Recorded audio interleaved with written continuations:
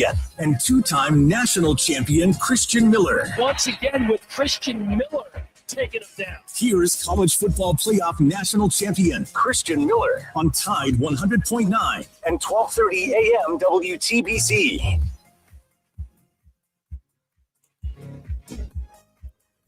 And welcome into this free-for-all Friday edition of the Miller's Edge. Tide 100.9, 12:30 WTBC. Hope you guys are doing well. Ready to talk some football. I feel like that's the case, Chase. I feel like we got a whole bunch of people lined up. As soon as I hit go live, numbers just flashed up on the screen. Everybody wants to talk about something. I wonder what that something might be. I guess we did have something happen yesterday in Tuscaloosa that everybody was looking forward to. I think we had a scrimmage yesterday, Chase. Yeah, we did. We had the first scrimmage of fall camp over in Bryant-Denny Stadium, Saban Field at Bryant-Denny Stadium. That is the Pastor of Payne, first and foremost. Let me say this. Thank you to the Pastor of Payne for holding it down yesterday. Without him, we wouldn't have been able to go and check out the scrimmage. So he was very kind to offer his time, which he technically is a co-host on the show. I guess I just forget that because he's kind of in and out. But he held it down yesterday, and I tried to listen the best that I could, but the service is not great in the stadium, so I couldn't really catch most of it. But I heard some bits and pieces. It sounded like, from at least I was reading some of the chats, people enjoyed it. So shout out to the Pastor Payne holding it down. But talking about being in Bryant-Denny Stadium for that scrimmage yesterday, Chase, listen, first and foremost, it was hot. It was very hot. It was I don't even know what the temp was. At first when I got there, I was like, you know what? It's actually not too bad. It felt like there was a breeze. I was down like on the gate near the sideline when I first got there. Maybe that's what it was, because, you know, they got these state-of-the-art fans that are just blowing all this air for these guys, trying to keep them cool. You got cold towels, all the things, you know, rolling out to try to keep those guys, I guess, in favorable temps while they're out there running around. But as soon as I moved up, a little bit further up in the bleachers to see a little bit better. I don't know if it was the angle or what, man, but that sun was beating, Chase. It was beating. But regardless, you got to catch a good scrimmage yesterday. Scrimmage number one, you always are anticipating that, not knowing exactly what to expect, right? I mean, there's so many question marks, especially with this football team, very young football team, a lot of new faces, wanting to see where things are currently, right? Last time we got to see them in Bryant-Denny Stadium like that, well, I guess they practiced over there a couple days ago, but you get the point. In a setting like that was pretty much A-Day. So getting to go out there was great. And I feel like I walked away with a number of impressions. Again, you guys know how I am. Always going to be respectful, right? I'm not going to be the guy that comes on here that's like, hey, I went to a scrimmage. This guy was 10 for 15 with this, that, and the third. I'll just kind of give you some overall impressions of kind of what I thought, because I know that's what all you guys are waiting to hear. You guys were in the chat yesterday like, go, go, go. We want to get your opinion on it. I put out the tweet yesterday just like the Alabama's defensive line, put the stock up emoji. Everybody's like freaking out about it. So I get it. You guys really want to talk about it. And that's what we're going to do on today's show.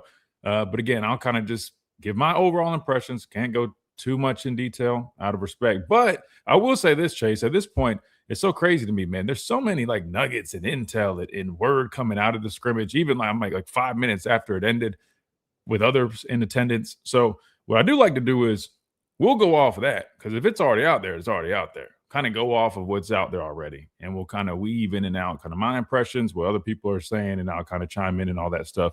And you guys know how we rock and roll. So that's what we're going to do here on the show. Now, I know you guys are definitely eager to hear my thoughts, but we will start with Coach DeBoer's press conference following the scrimmage yesterday, right? Because, of course, we didn't get to play that on the show yesterday, so I feel like it's only right that we start with that, Chase. I know people are going to be eager, but just bear with me, right? We got to play it, hear from the head man, and then once we listen to that, I'll offer my overall impressions, talk about kind of what went down, all that good stuff, and I guess answer as many questions to the best that I can that you guys have, because I know there's a bunch of people lined up in the chat wanting to talk about that. So that's what we got on the schedule.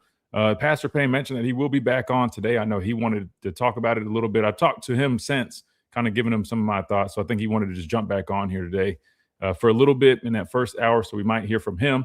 But after we finish up with all this talk and breakdown and all that good stuff, of course, we want to welcome you guys in on the conversation. 205-342-9904. We'd love to take your phone calls. Free for all Friday, so we're pretty much wide open the whole way.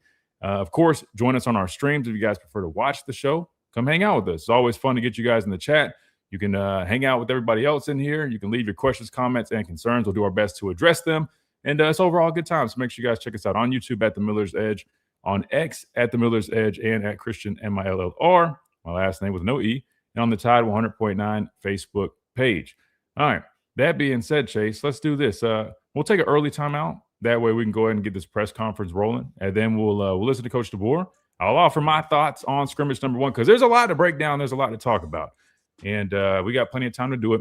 So that's what we're going to do. But before we hit this timeout, let me remind you about our friends over at Lamprella Law Education Advocacy. Shout out to Adam. He also was holding it down for us yesterday. Him and Brandon Clear, both those guys did a great job with Pastor Payne yesterday. Big shout out to Lamprella Law. If you guys find yourself in any situation, whether it's a criminal situation, right, academic misconduct, NIL, you name it, you need some representation, make sure you guys check out Lamprella Law Education Advocacy.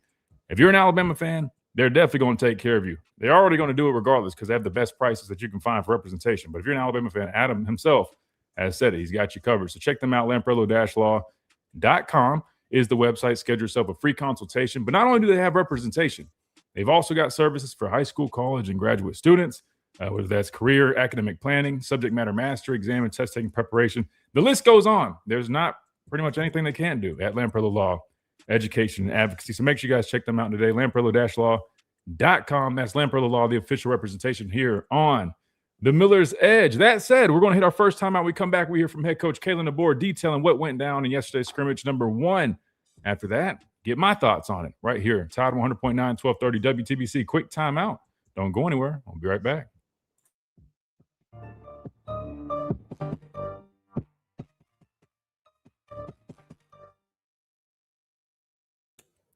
Chat, what's going on, chat? Let's see who we got in here, man. I know we got a bunch of guys lined up early, wanted to talk about it. So let's get it rolling. Dang, we had Smitty in here first, but that doesn't count, Smitty. That's 8:00 in the morning, man. That's you came in here then left. But you know what? I'll give you the credit for it. Shout out to Smitty, man. First in here this morning, man. Smitty fired up, ready to talk some Alabama football. I get it. We got Aaron Cochran in here. Roll Tide from Washington. Is that Adna, Washington? That's cool.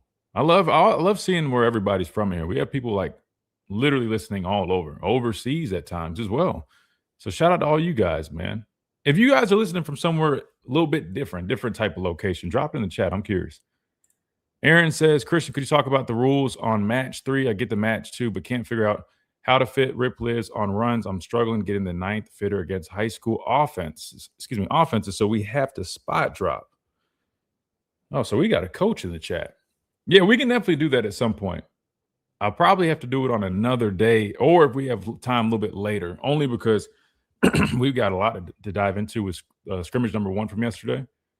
So if it's okay, Aaron, I'll probably try to tackle that question when we have a little bit more time, if that's okay. But if we have some time today, I'll definitely try to cover it. But you want to focus more on the run fits. We could probably do that, and it wouldn't take too long. Sounds like you already know, kind of the pattern matching part of Rip Liz, but more so the run fits. Might be a dumb question, but worth a shot. Thanks for all you guys do. No, I don't think that's a dumb question. Hey, listen, man, stopping the run is the most important thing. So just trying to make sure your run fits are right is always a big thing. But you got to remember, I mean, you got a down safety, right? It is cover 3, so you will have that extra defender down. But yeah, we'll talk about that when we get some time for sure. Keith Holcomb, what's up? Roll Tide. We got Arthur, what's up? We got Phil, what's up? Yakenji, what's up? Real Rare, Roll Damn Tide, what's up? Mike, what's up? Happy Friday. We got Crystal in here. Crystal changed her picture, man. I almost didn't recognize her at first because a new picture, man. What's up, Crystal? 22 days until Alabama football, about 3 weeks. I love it. Written by BJ, what's up? Welcome in, brother. We got Dan, what's going on? Kyle Wright, what's up? Miller Mafia, that's right. Any update on AK? Currently, I do not have the latest update, and I'll be honest with you. They're going to be very probably tight-lipped about that one for now, at least. But as soon as I hear something, I'll let you guys know. QD, what's up? Bama Boy 28, what's up? Ron Hollywood, what's up? Mr. Keith, what's up? So I'm trying to get to all of our shout-outs, man. You guys know I've been starting to trying to throw you guys on the screen, show some love, man. Appreciate you guys being here. Of course, appreciate you guys listening, but trying to show you some love on the YouTube side of things, man. C-Mill, we love you, bro. Hey, listen, I was telling my brother this yesterday, man. Like, I seriously mean this, man. I can't thank you guys enough just hanging out with me. Like literally, Like, this is what I look forward to, each and every day, sitting in front of you guys. I know we're on a screen, but then I get to meet some of you guys sometimes. And it's just awesome, man. It's cool just seeing how we've kind of built a little family, a little community, man. Like, um, of our listeners, man, and each and every day, man, is something I'm, really proud of course, but just also very blessed and thankful and grateful for. So thank you guys so much. I truly mean that. Like, I get so excited to sit down and hang out with you, even for 2 hours a day, man. I feel like we've kind of grown together. The channel's growing as we've gained more listeners and the consistency. Like, just you start to feel connected with your listeners, and that's why I call it a family. So I appreciate you guys so much, man. I know I say that probably a number of times, but I really mean it, man. Thank you guys seriously so much. And I don't think you guys understand what it means to me to be able to have this platform and have your guys' support. So I really appreciate it.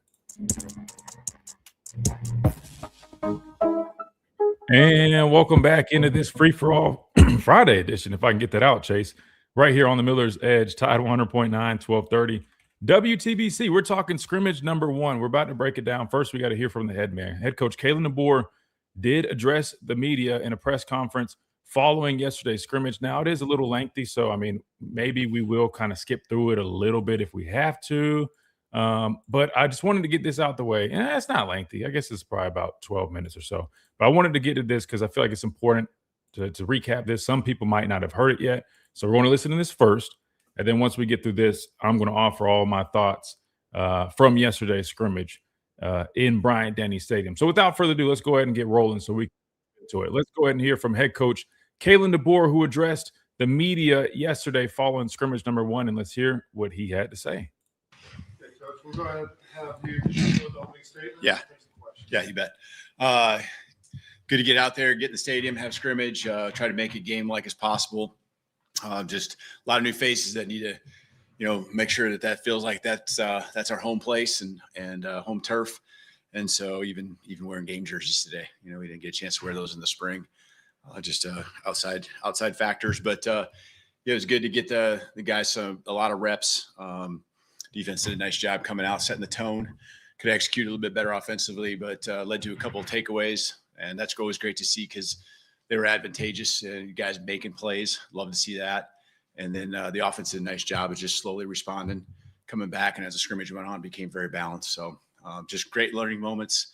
We always want to take that from any practice, but a scrimmage is about as game-like as we're going to get. So a lot to learn from. And I know our guys are going to keep working. So.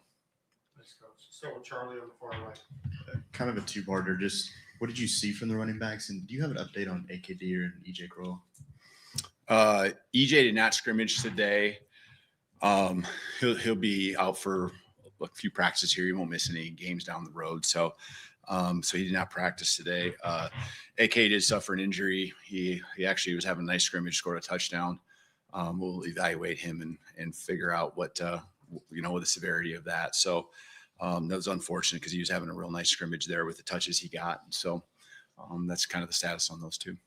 Let's go to Katie on the far left. How did Austin and Keelan perform in the scrimmage today, and maybe what impact did it have on the battle between those two? As the scrimmage went on, they both got better.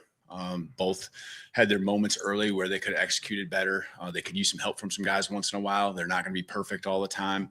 Operationally, I just think, again, it's them running the show. But everyone doing their part. And so the slow start really wasn't about one player, one's position group, but both of them really, as the scrimmage went along, got in their rhythm. And so the challenge to them now will just be starting faster every single time we have these game-like scrimmages and practices coming out and setting the tone themselves. Back to the far right, Chase. Did anybody besides AK get banged up? And also, if you could touch on how the offensive line looked. Yeah, no one other than just normal football stuff, injury-wise today, other than AK. And I thought, our defensive line does a nice job. The way that they play physically, and there's moments where there's just matchups every single program in the country is going to have an issue with. And so there are times where that pops up. I thought, pass protection. This has been a really good week. You can see every practice. They're understanding their assignments. They're working together. The communication is there. run game wise, I feel like it improved as well. There's some plays early where it's really not their fault. It might look like it, but it's not.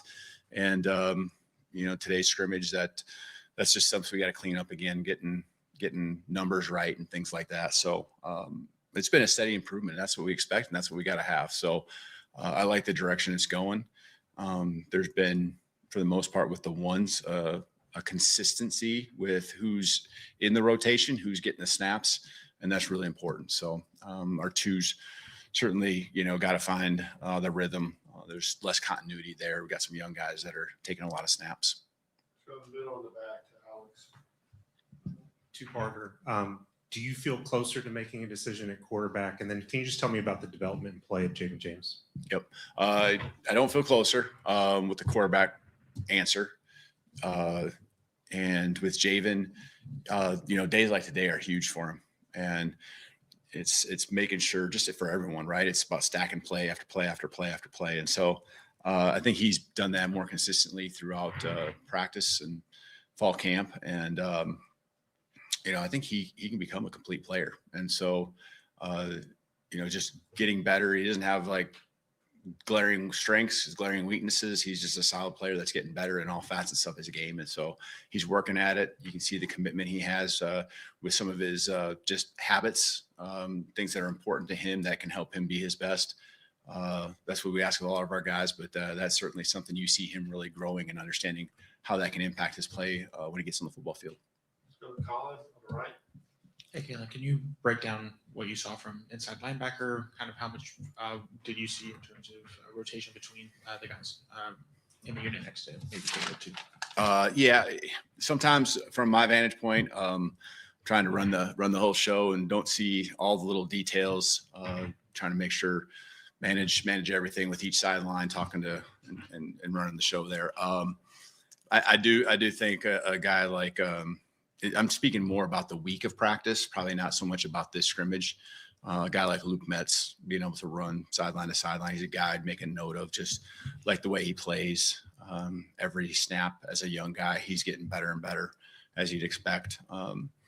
You got your guys that, again, around him. Caleb's Woodson's been consistent, brings a lot of energy and, just has a lot of game experience. And so, other guys that have, again, Abdul, Sanders, and he's come along all week. QB Reese, takes a lot of snaps. He's always going to be in the right place and doing his job and bringing energy as well. So guys are consistent. It's not a group that, as a group that obviously there's some names that we got to replace from last year's team. But it's a group that I think is consistently, performed. The communication starts with them. They're doing a good job there as well. Go to Michael, second row. In terms of the offensive line, what do you see from the cohesion of that group with new faces, new coaching? Where's that coming together now at this point in camp? Yeah. The cohesion, I guess, one is communication and then being on the same page. And then just, I think they're taking it upon themselves, with what they do in the meeting room, just the extra work that they're putting in. They understand, that there's a lot of eyes on them and a lot of focus is on them as far as, what our team can be. And so they're owning it, accepting it, and, continuing to improve every single day.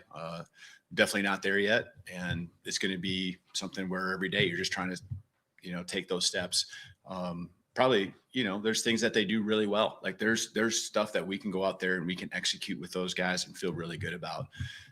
Today, I think there's, a little bit of focus of trying to do that so you can get a rhythm going, but also, when you have live moments like we have today, and there's not many live days. I mean, there's, half a dozen or so practices where we go full pads. Got to take advantage of the things that you can't see when you're not live and letting them go do their thing there. So some of the situations, there's less reps that they've had. You can see the execution or lack of execution isn't quite there yet. But that's why we practice. And, this is practice 8. It's going to go fast, but so there's urgency level, but these guys are putting the pedal down every single day, working on becoming one. And again, there's been a lot of consistency with who's in the rotation, especially with the ones, and that's been important for our progress. Emily Grace back left. Coach, what were your points of emphasis for both the offense and the defense heading into today's scrimmage? Discipline and detail, just discipline. And some of the things that we had more penalties today. There were the penalties when you have a full officiating crew that are really good to have called, like guys going downfield just a little bit too soon. So it's illegal men downfield. And what you really saw on both sides of the ball is those penalties hurting that, the momentum. Defense might have the offense in a unfavorable down and distance and have some type of penalty that you don't get called every day in practice when you don't have a full SEC crew. Maybe they're not seeing everything. And so that was actually good. I consider that a positive. I'd rather learn those things now and go through those moments in a scrimmage like this. It's frustrating for each side of the ball to have those called, but we did a good job learning from that a year ago and becoming really the least penalized team in the conference. And so that's certainly been a focus. I've not taken that for granted again, that that you got to work at it. You got to be intentional and conscious of making sure that doesn't happen. Last two questions. We start with Hunter and Yeah, was there a position group that maybe stood out most to you? I don't know. There was times. You had a couple tip balls, so the DBs did a nice job making a play because they were picking it up right up off the ground. And those plays aren't always made. It wasn't just gimmies. I thought there were some good plays where we yards after catch. I thought the running backs were chewing up some yards there and got better as the scrimmage went along. So I think our D line's just been really consistent, and I don't want to take that for granted. So I should mention that. I have an expectation for them, and I think that they've done a nice job. So I thought the tight ends as the scrimmage went along got better. So getting guys in every snap that we take, it matters, especially with the younger guys across the board on our football team. last question will be from Matt. Besides EJ and obviously Noah Rogers, did anybody totally sit out today? Guys that sat out, lots years missed a couple practices and did not scrimmage today, and he'll just be out for a few more practices, I would expect, and don't expect him to miss any games or anything like that. So he did not practice today. So there you have it. That was head coach Kalen DeBoer addressing the media in his press conference following scrimmage number 1 that was held in Bryant-Denny Stadium yesterday. That said, we got to hit a timeout. We come back. Now it's time to give our thoughts on scrimmage number 1. Offer you guys some intel, some nuggets on what went down, what we got to see, and what we think needs to happen going from here. We'll talk about that on the other side right here on the Miller's Edge, Tide 100.9, 1230. WTBC, quick timeout. Don't go anywhere. Scrimmage 1 recap when we come back. Listen for hourly local. Scrimmage. Yeah, what am I talking about? Scrimmage. Scrimmage number 1. Hey, if you guys are just tuning in, man, if you're ready for this, my thoughts, make sure you guys hit that like button, man. Let me go ahead and put a reminder. Don't forget to smash that like button. There we go. Now let's do it from YouTube. There we go. All right, and if you guys have any questions for me, you can go ahead and start dropping them. Just put like a Q in front. That way I can see it directly. And actually, that's probably better. That way you guys, there's so many things. I feel like I'm probably going to forget something. Did Keelan look good, Christian? Yeah, we're going to talk about that. I was impressed with Keelan Russell. Now, I am going to be honest with you. Both quarterbacks started slow. They both struggled early on. Now, you got to tip your hat to the defense. Defense, I'm very optimistic about. Now, I'm also taking into consideration that this is scrimmage number 1. You expect the offense to be a little bit behind, right? It was the same thing last year. When I went to scrimmage number 1 last year, offense was behind, defense was on their ass. And scrimmage number 2, offense came with, something to prove, had a little bit more of an edge, a little bit better, I guess, foundation with the install. And scrimmage number 2 was a lot more balanced. Hopefully, that ends up being the case, because I'm just going to be honest with you guys. No, I'm a straight shooter. Offense has a ways to go. Now, they got better as the scrimmage went on. But early on, it was tough. I'm not gonna lie. Defense was on their ass, especially early on. Now, again, as they got the ball rolling and kind of got in a little bit more of a rhythm, things picked up a little bit. But they definitely have ways to go, but still early in camp. So that's a tease in the radio industry. You're learning, Christian. Hey, listen, man. Like the pastor of Payne was trying to say yesterday, I taught him how to do it. Hey, to be fair, I give him his credit. He did kind of run the ship initially when we first started doing the radio show. And then I naturally kind of just took lead, man. Nice graphics, bro. Hey, thank you so much, man. I appreciate it. We've been trying to update things around here so they look a little bit more, I don't know, clean and I don't know. And we'll keep doing that. We'll keep kind of updating as it goes. But thank you so much. I appreciate that. How's the center doing? He did all right. I mean, those guys in the D line, man, they were a handful yesterday. They really were, and I was really impressed. I mean, even with Terrence Green, he was really impressive. Terrence Green had a lot of plays where he flashed, and you can just tell with his size, his length. But then I also feel like with some, and I don't know if it has much to do with the, loss of weight. I would imagine it probably helps a little bit, but he just looked explosive, man. And then just seeing him just get such knockback and play with those long arms. I mean, he was a handful. I'll be honest with you, he was a handful. Devin Tompkins, very similar type of deal. I mean, those two guys, which we've been talking about on the show, I told you every time I talk with folks, they immediately point to the transfer defensive lineman. Like every single time. And you can throw Bingley Jones in there. I mean, he's also has had a really nice camp. All that showed up yesterday. I mean, from the first snap. I mean, those guys are definitely some difference makers. I feel like there's a good chance that this defensive line ends up being that when the season comes. The reason I word it like that, because you got to remember, this is just fall camp, right? I mean, there's going to be times people look amazing, and then when you start playing other teams, other quality teams, live bullets, you start to kind of see it really settle. You really know what you got. But I was really encouraged leaving yesterday's scrimmage with the defense in general, but the defensive line, that's why I put that tweet out. Personally, the defensive line just they flashed a lot. And I think they got a good group on their hands, really. They look like they've even progressed since the spring. But I think part of it too is just like the mentality that they have, man. Like that's one thing I would say that concerns me about the offense. I mean, you expect them to struggle a little bit early on, but somebody's got to be a leader. Like I felt like it was just a little too quiet for me when you guys are literally struggling bad, and it just didn't seem like there was like anybody really stepping up. Really, and I ain't really see many coaches or players. And on the defensive side, I mean, you see them screaming, yelling, and there's all that energy, and it's like that reflects with the way they play. Wish I would see a little bit more on the offensive side. I will say that. Maybe I'll keep that on the stream. Maybe I won't say that on the radio. But all right, here we go.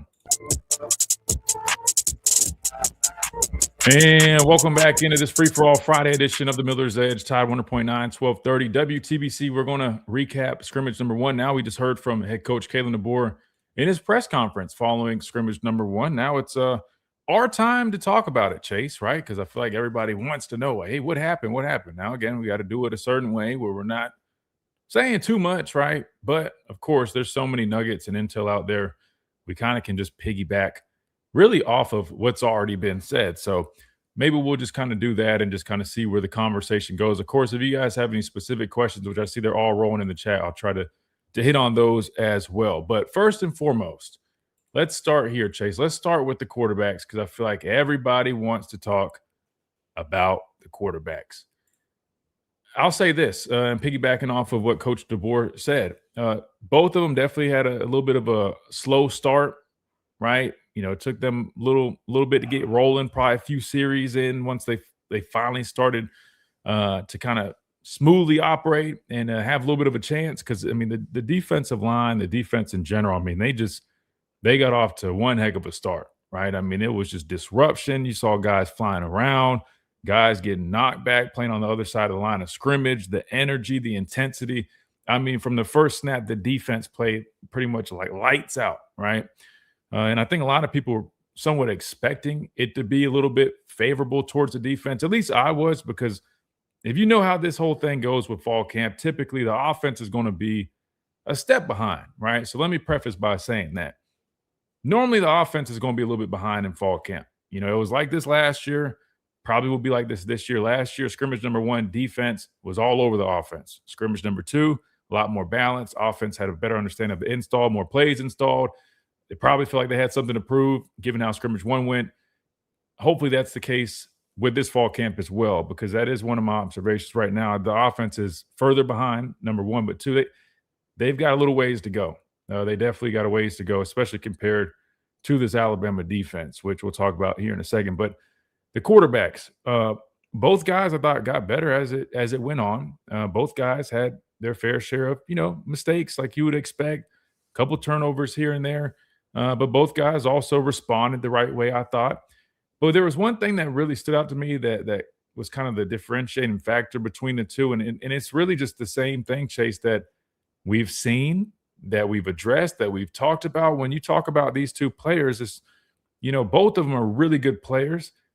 They have some similarities, but they clearly have differences. And I feel like those differences just continue to show up. On one hand, you got Austin Mack, who, responds the right way. Sometimes it feels like the consistency might be there a little bit, even though, I definitely think he needs to be more consistent. But the point is that experience kind of shows in certain situations, if that makes sense. But with Keelan, it's the same deal that we've been talking about, right? It's just the plays that he's able to make, those flash plays, those plays where there's not really anything there, but he finds a way to make something happen. You just keep seeing a little bit more out of him, right? And it's no different than the spring and really kind of what we've already been thinking about these two guys. It just keeps showing up. And that was kind of why I made the point. And speaking of some of the struggles, right, offensively, is, when you look at it, it's kind of it's an interesting debate you have, because it's like, on one hand, if you're having these struggles offensively, typically you would think you would want the quote unquote older, more experienced quarterback, because he could help kind of mitigate some of those weaknesses that are surrounding him, right? You feel a little bit more, maybe he's a little more trustworthy because he knows a little bit more, has a slight better command, right?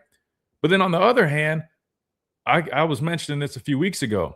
Knowing Keelan Russell's escapability, knowing his athleticism, his ability to improvise, even though he might be a little bit more green than the other guy, and sometimes that worries you with some of the weaknesses around him, it also is a little bit of not even a little bit, it also is an advantage because it helps you get out of some of those situations when things fall apart. A la Jalen Milroe several years ago. Offensive line struggled. He was able to use his legs and athleticism to make things happen, right? Blake Sims, my quarterback in 2014, very similar deal, right?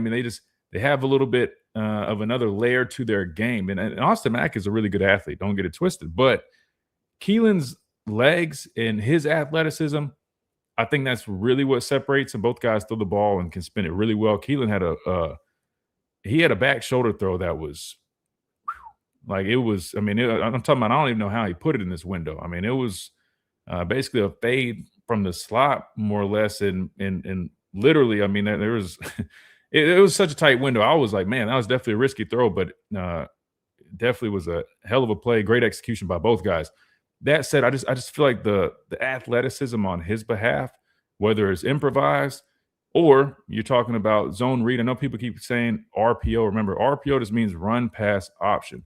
Zone read, you can have zone read principles in RPO, but just remember, zone read is something different. That's like the quarterback design run where he's reading, right? Whether he's going to give it or pull it. I think people keep mixing that up. RPO can literally be, hey, we're either going to just hand this ball off with a duo run concept, or I'm going to pull it and I got whatever route concepts the receivers are running. So there are some RPOs, don't get it twisted. But I think people are referring like zone read stuff, which, he excels at that because of the athleticism. So between those two guys, I'll be honest, I understand why Coach DeBoer feels that he's not much closer to making a decision, because I'll be honest, I think it's still way too early. I don't think either one really makes you just feel that much more comfortable playing one over the other just yet. I think that is true. I know some people were just saying, oh, he's just saying that. I believe him, just giving off of, kind of what I saw. But I will say, the more again, I've been saying this for a year now about Keelan Russell. There's just something different about him. And then when things need to happen and you need to play, I mean, he naturally is going to be able to make a few more plays.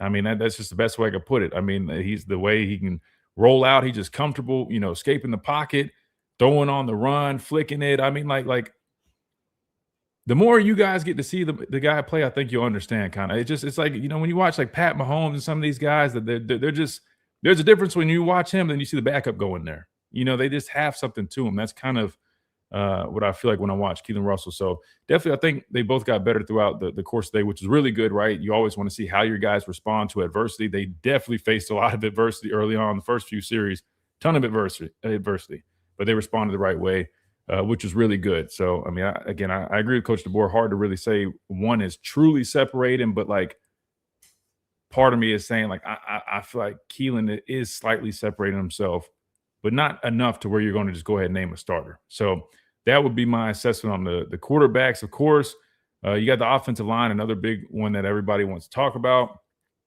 They've got a ways to go, right? I mean, it's going to be honest. They got a ways to go. Now, you do have to take into consideration they're going against a very good defensive line, or at least a defensive line that we believe can be extremely, extremely good this upcoming season, right? We'll have a definitive once the season gets started, but just from what I've seen, the flashes, I mean, just the added size, mass, and length. I mean, these guys are explosive, right? They're disruptive. I mean, they're a handful. So, I mean, you got to consider that when you look at this offensive line. But even then, I mean, it just watching the group.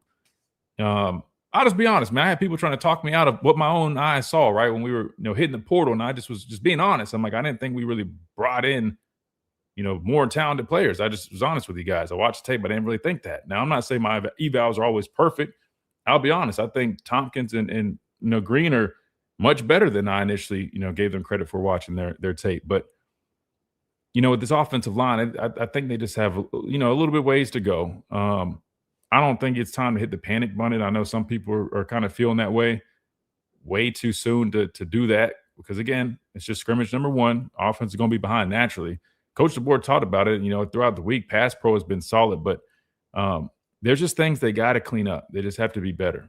And hopefully that comes with over the course of the next few weeks. But I would say right now they definitely have a ways to go. And if anybody was hoping that, you'd hear from scrimmage one that you just see this immediate fix. And that's why I kept telling people that were telling me, hey, man, we made a coaching change. We got new guys. There's no way it's worse. I mean, you never say never, number one. And even though I expected to be a little bit better, that's why I've been telling you guys. I expected to be hopefully even slightly better, but I can't sit here and say I'm confident that it's going to be this huge change in year one. Even with Adrian Clement, me and my dad were just talking very highly of him and his ability to develop these guys and coach them up. But it takes time, man, especially at a position like offensive line. So right now, I would say, I mean, it's still early to really. I said the jury's still out there, but they've got a ways to go. That would be the best way I could put it. Sticking with the offense real quick, running backs. I know we had the injury to AKD. Everybody's wondering kind of what the deal is there. Again, we don't have any updates here for you guys. I'm sure they're going to be very patient before they provide anything. Didn't look great, just to be honest, but we'll have to see. You just have to let them do their evals and figure out where they're at. I hate any type of injury, especially when it comes to a guy who's been really flashing and having a great camp. I mean, again, any injury sucks, but then you look at AKD. I mean, he was just having a really solid day yesterday. And then even just camp in general really has taken some really nice steps going into year number 2 for him. So hate that he went down. Hopefully we get some, positive news relatively once those come back. But another guy that really stood out to me, man, Trayshawn Brown. Now, again, he continues to get more opportunities because of Crowell. Crowell was out. He just had his workout clothes on. So he did not participate. It's not like he got hurt. He was a non-participant. So naturally, they're going to give other carries and opportunities to other guys. And, Trayshawn Brown is one of those guys that continues to benefit from these extra opportunities because every time he gets in there, he makes the most of it. And if you're a football player and you're trying to prove yourself and you're kind of, climbing the ladder, you have to be a Trayshawn Brown, which, he is, from the spring, to fall camp right now, I mean, there's no denying it. The guy is a very impressive player. I'll put these highlights that they posted on our YouTube stream, and you'll see there's multiple plays where the guy, I mean, he's making guys miss. He's breaking tackles. He runs hard, has good vision. I mean, he's very impressive for a young running back, which, I mean, I'll be honest with you. I mean, the more opportunities that they continue to give him, I would not be shocked if he finds his way on the football field this season again. I fully expect EJ Crowell to get, plenty of opportunities once he's finally healthy. But if the path is opening up for Trayshawn Brown, if I'm an Alabama fan, I would not be too mad about that, because I mean, for a guy as young as he is, I mean, he's flashing a lot. He really is. And I was really impressed with what I got to see out of him. And a number of guys, again, I mean, have had solid camps, but those are guys that just kind of come to mind just immediately yesterday. And then last but not least, we'll hit the receivers real quick before we hit this timeout. I guess we got to throw the tight ends in there. They're brief, like Coach DeBoer said. I think they got a little bit better as the scrimmage went on. Josh Ford, you could definitely see the physicality out of him. A couple guys had some nice catches. I mean, overall, I think it was a decent day for them, but to me, nothing really like flashed anything crazy. Good to see Danny Lewis back. But then to the wide receivers, because we got to hit his timeout. Ryan Coleman-Williams, man, I feel like his confidence is definitely back. I mean, you can just see it in him. Again, he had that really nice back shoulder touchdown that he caught from Keelan Russell. And I'm really excited for him this year. I truly believe he's going to be back on track and hopefully have a really big season. I know how important that is for this wide receiver room, because we don't really have a whole lot of depth if you really think about it. You lose Noah Rodgers. Rico Scott, very much involved. Definitely a very solid day. I mean, Derek Meadows, you see him involved a lot. Those guys getting a lot of reps, especially with Latzia Brooks, who's out. We all know what he can do. So we're just waiting for him to get back. But outside of those guys, and Sedarian Morgan, can't forget about him. Definitely doing some really good stuff, which is great. But when you play in an offense where you'll see 11 personnel, right? You're going to have a number of wide receivers out there. You're going to be rotating. So, I feel like outside of like those top 4 or 5 guys, that's where really the question marks start to happen. But overall, I would say those guys have made nice strides, made some nice plays, and I think the wide receiver room is definitely having a solid camp. And I'm good with where they're at. I just think you just got to keep having more guys step up, get opportunities, and of course, once they get back fully healthy in that room, I think you'll see even more out of that position. So overall, again, the offense is behind right now, but I will say that's a little bit expected. Just hopefully they can make some strides over the next few weeks, because it will be important, especially up front. I think offensive line, that would be my biggest takeaway from yesterday is that the offensive line, they've got a ways to go, and they've got to get better, because we've preached this for years now, right? It's just how football works. Doesn't matter who you have as a trigger man if you don't have the guys up front, right? If you have guys running for their lives, you can't get, good push up front. You can't run the football effectively. It leads to a whole bunch of problems. And you guys saw that last year. You understand why we preached that for so many years on the show. And just hopefully they can find some solutions pretty quickly, because if not, I mean, I hate to say it like this, but you could see some very similar issues that you saw last year, which would not be great. So hopefully that can get cleaned up. We got to hit a timeout. We come back. We got to talk some defense. We'll do that while we recap scrimmage number 1 right here on the Miller's Edge. Tide 100.9, 1230. WTBC, quick timeout. Don't go anywhere. We talk about the defense in scrimmage number 1 when we come back. Hop in a John Deere Gator XUV for a day's. All right. I don't know if I got my speed run going over the defense, but we'll figure it out. You guys have any questions real quick that you want to ask while we're on this break? Alpha, what's up? What was better for the O-line, pass blocking or run blocking? I definitely would probably lean pass pro. Personally, I'd probably lean pass pro a little bit, but there were still times, I mean, like, they struggled on blitz pickup a couple times. Again, it's still early. I mean, it's part of it. But I will say, I mean, there was a lot of pressure on the quarterback, so it's hard for me to sit here and say that. But they ain't run the ball great either. You know what I mean? Like, it's hard for me to really pick one or the other, just because I'll be honest with you. They need improvement in both. So,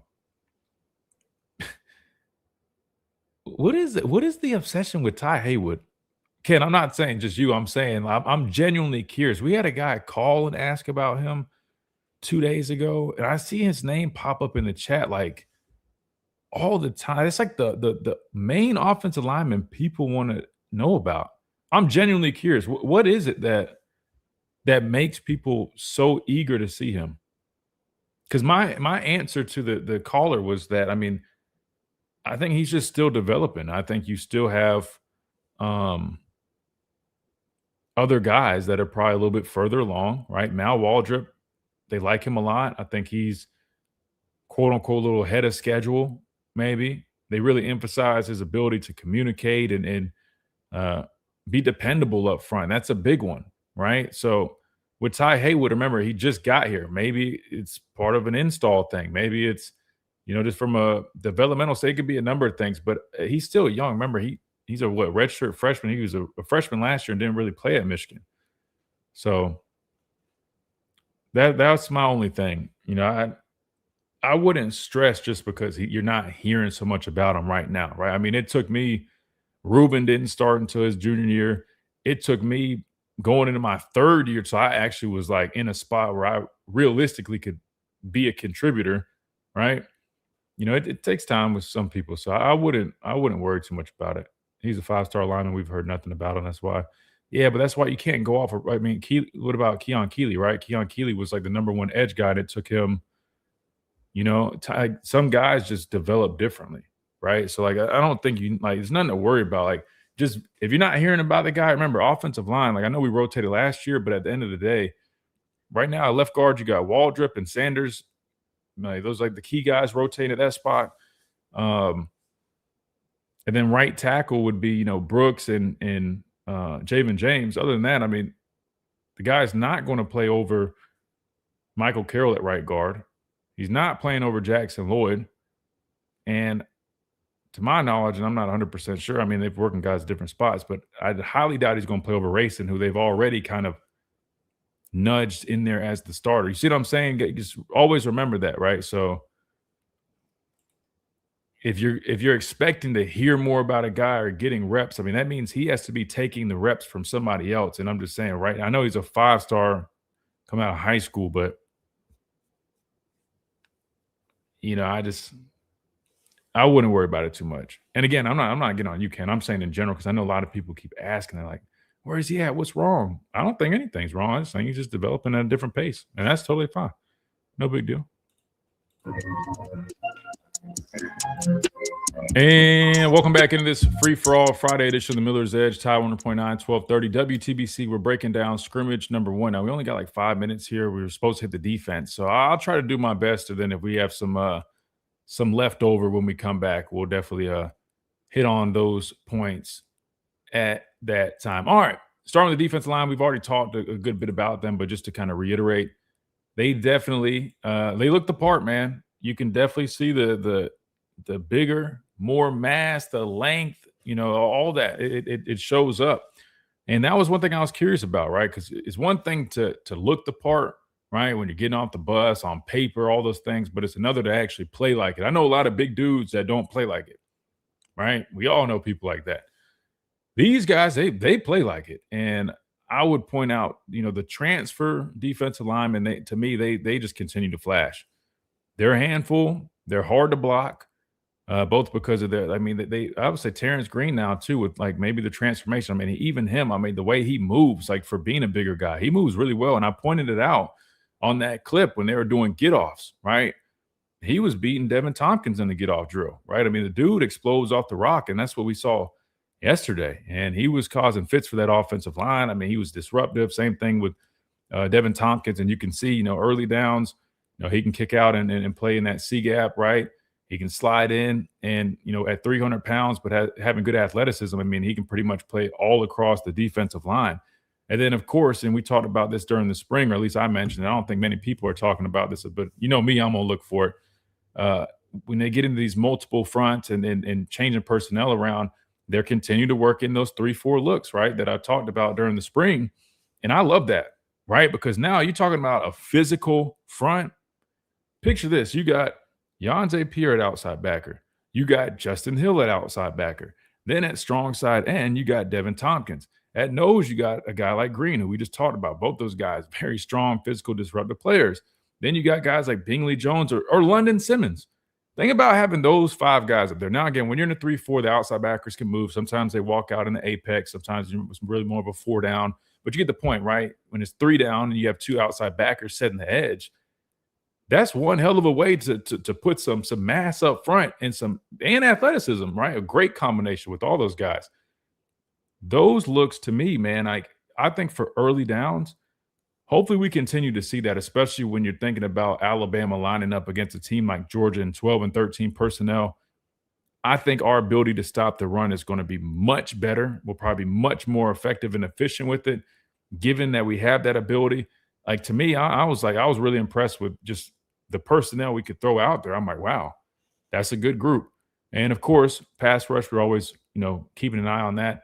I think they're taking some nice strides with pass rush, right? I still think there's still more you can kind of, work on and get better. Again, it's just scrimmage number 1, but overall was definitely very impressed with Alabama's defensive line. Moving back to the linebackers, Caleb Woodson, I mean, he flies around. He's physical. He's a big guy, but he moves so well, man. He's rangy.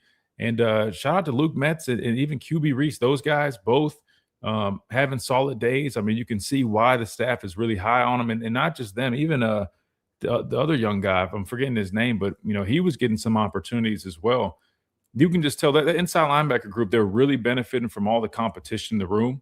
And I think it's making everybody better. It's elevating everybody's game. But I really was pleased seeing them fly around, put hats on hats, playing downhill. And you could tell the bigger guys up front, the guys that were demanding more up front, were allowing those linebackers. We just talked about this. I think we responded to Kane Womack. It was allowing those guys to be a little bit more free to really fly around, get downhill. So I think that defensive line is really benefiting that linebacker group, a group that there's a lot of question marks about. But I'm starting to feel a lot better about the new faces in that room. Again, nobody said they didn't have talent. It's just we didn't really know much about them. And the more we get to see them, I walk away, a little bit more confident, knowing, hey, this linebacker group, I think they can be solid, right? They're definitely doing their part for sure. I can definitely say that. And I think they feed off the other guys around them, including the secondary, who had a really solid day. Really did a nice job on those receivers. Again, I don't think that's really a surprise there. Got to see some guys work in there. Chuck McDonald getting some looks for sure. I definitely keep an eye out for a guy like that. I will say Bray Hubbard, of course, you already know what you're getting out of him, but he's so impressive. He's a really good football player, and he makes his defense so much better. Then last but not least, speaking on the secondary, because I know we got to hit this top of the hour break, got to see what Kane Womack was talking about, a little bit more press, which I love to see, playing some man, getting hands on guys in the line of scrimmage. And I think that added element to this defense is going to make them that much better of a unit. So overall, defense had a very strong showing. I thought they did a really nice job. And I'm excited to see their growth and development over the next few weeks. So that was my Scrimmage 1 recap. Now, of course, we got to hit this top of the hour break, but we still got a whole another hour to go. So if you guys got some questions, we can talk about it. We'd love to get y'all's thoughts. 205-342-9904. We'll keep talking about Scrimmage number 1, kind of what needs to happen from here, get more thoughts, get y'all's thoughts, all that coming up right here when we come back on the Miller's Edge, Tide 100.9, 1230 WTBC. Quick timeout. Don't go anywhere. I'll be right back. WTBC Tuscaloosa and W265CG Tuscaloosa.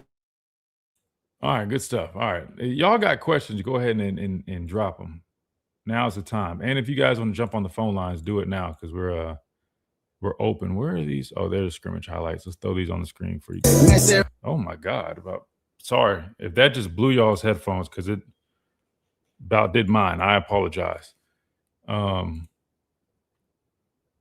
Dang, I wish this was a landscape mode.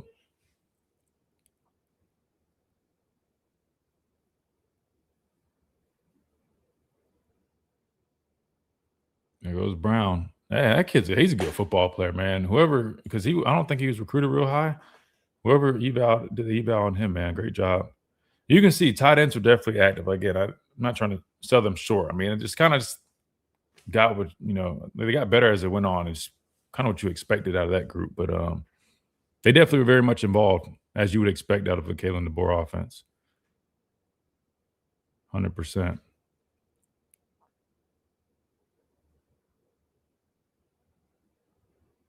Oh, other thing I was going to mention too, Ivan Taylor definitely getting a lot of looks, right? So we've talked about that, right? He's a guy that could be on the heels, right? Pushing some of these other guys. That very much is the case right now. So something to pay attention to there, but really good player. I mean, but even Dre Kirkpatrick, right? He had a nice player. He had that pick against Keelan. That secondary, man, they got some good dudes and they got some depth to them. I think you're going to see a lot of guys play.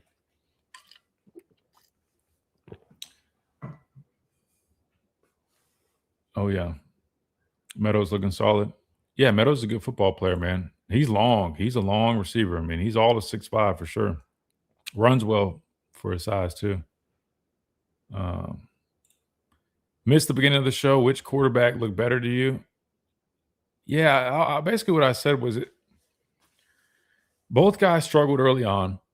And to be fair, they didn't really have much help at all.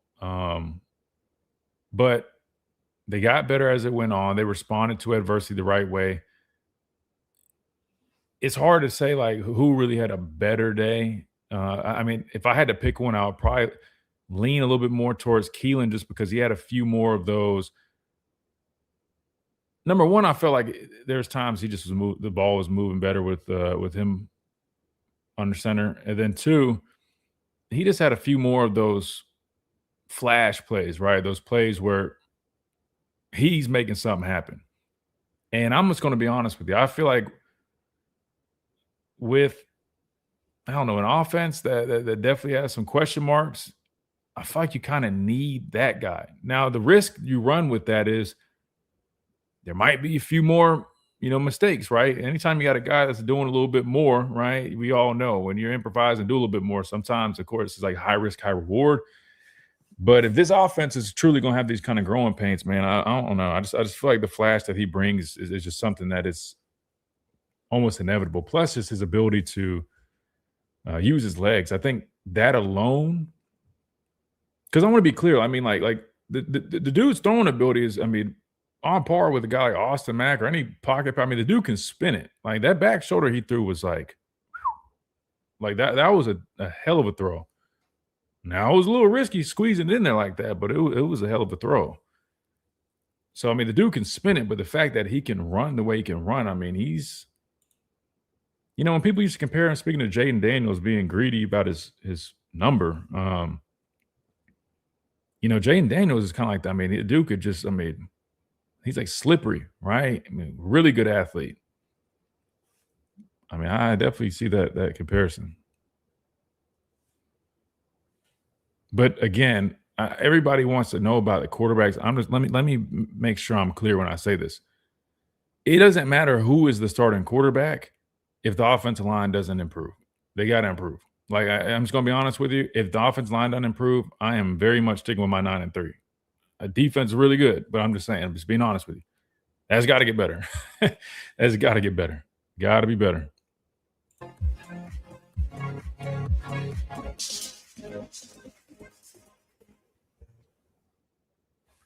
And welcome back into this free-for-all Friday edition of the Miller's Edge, Tide 100.9, 1230.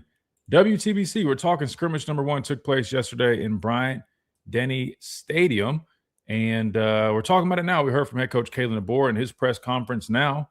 We are discussing it, I guess, from our point of view, right? I got to attend the scrimmage. Shout out to the Pastor Payne. He took over and led the ship while I was up there, and I appreciate him doing it. Ended up being a great day, Chase. I'm not going to lie to you. It was a great day. I appreciate y'all handling everything on this end because I got to go to the scrimmage, got to go check out Two Dimes and all the new renovations that they've done. I don't know if you guys have been there, but my brother does the he handles all the event stuff and in terms of getting the acts and stuff together. And of course, he's the head DJ, right? But man, so I talk about the changes that they've made.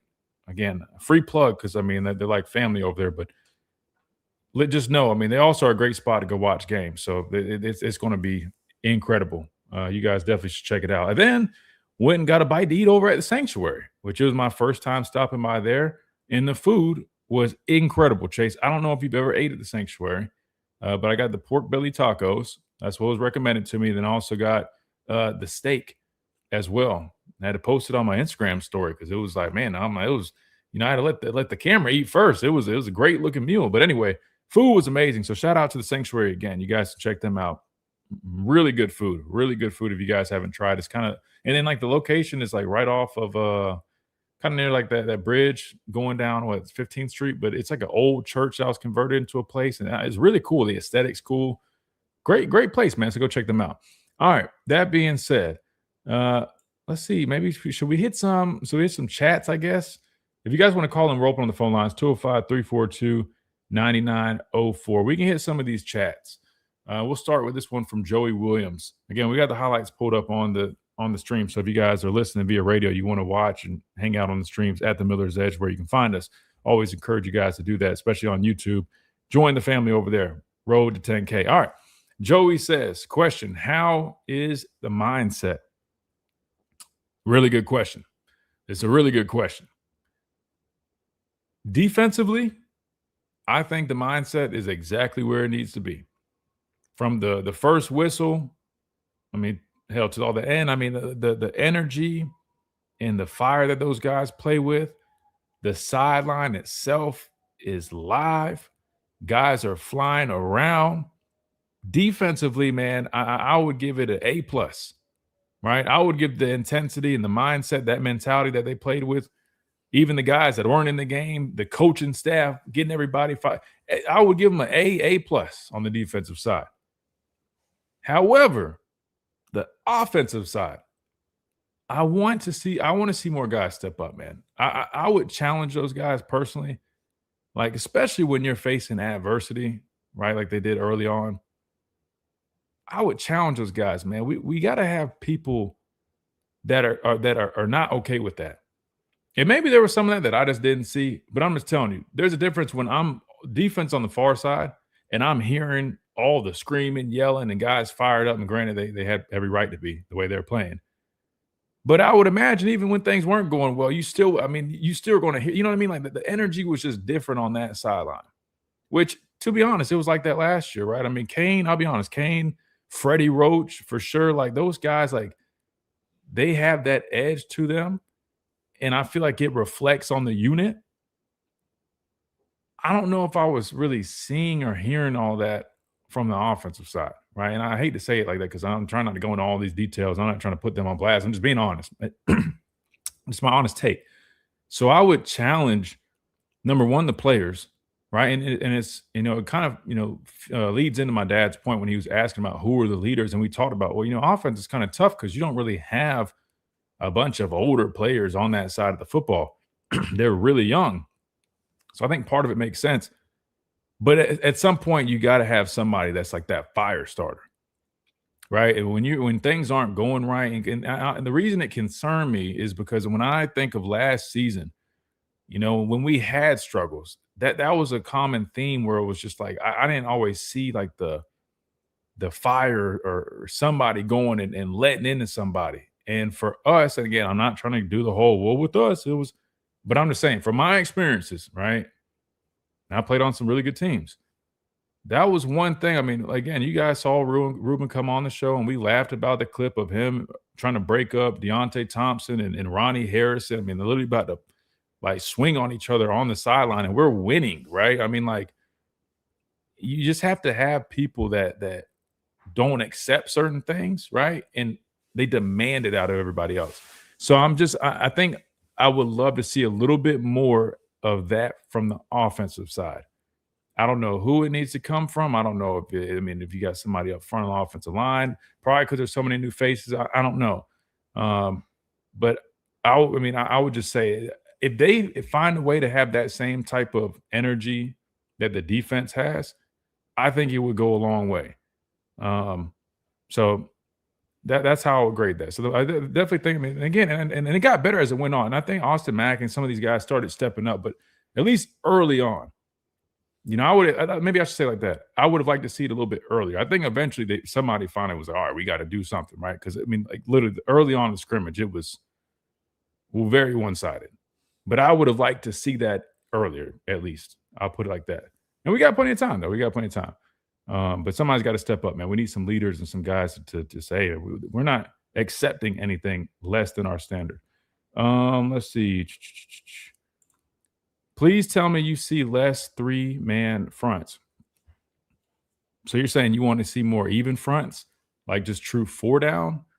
I was talking about this earlier. Personally, I like in early down situations when they get to those 3-4 looks, which is an odd front, right? You got 4 backers because you got 2 outside linebackers in the game. I want to see more of that. Now, if you're talking about getting to even fronts, more so like you're saying you don't want to see the odd fronts where they have like the wolf. They're in more of a true nickel and they have the wolf kind of hovering, and it's that type of like odd front or 3-man front like you're describing. That's one thing. I'm with you on that one. But if you're saying like a traditional 3-4 looking defense, I want to see more of that early down situation personally. So I like having multiples. I like having different personnel groups, which they have the ability to do that. They have a lot of depth up front. They have a lot of depth really overall on defense that allows them to get to different personnel groups. And if they want to go bigger bodies, they can do that. We've heard Edric Hill getting reps at Bandit. Of course, you got Tompkins, who's 300 pounds at Bandit, but they allow you to have so much more versatility, which ultimately allows you to defend so many different looks. So personally, I want to see a little bit of both, right? I like odd fronts in certain situations. I definitely like even fronts in certain situations. You also got to remember that dictates run fits, gap responsibility. A lot of these things come into play, right? So there's a time and time and reason for a lot of this stuff. So, but maybe you're talking about something specifically. Maybe you're talking about like the nickel one. Yeah, you said the 3-3-5.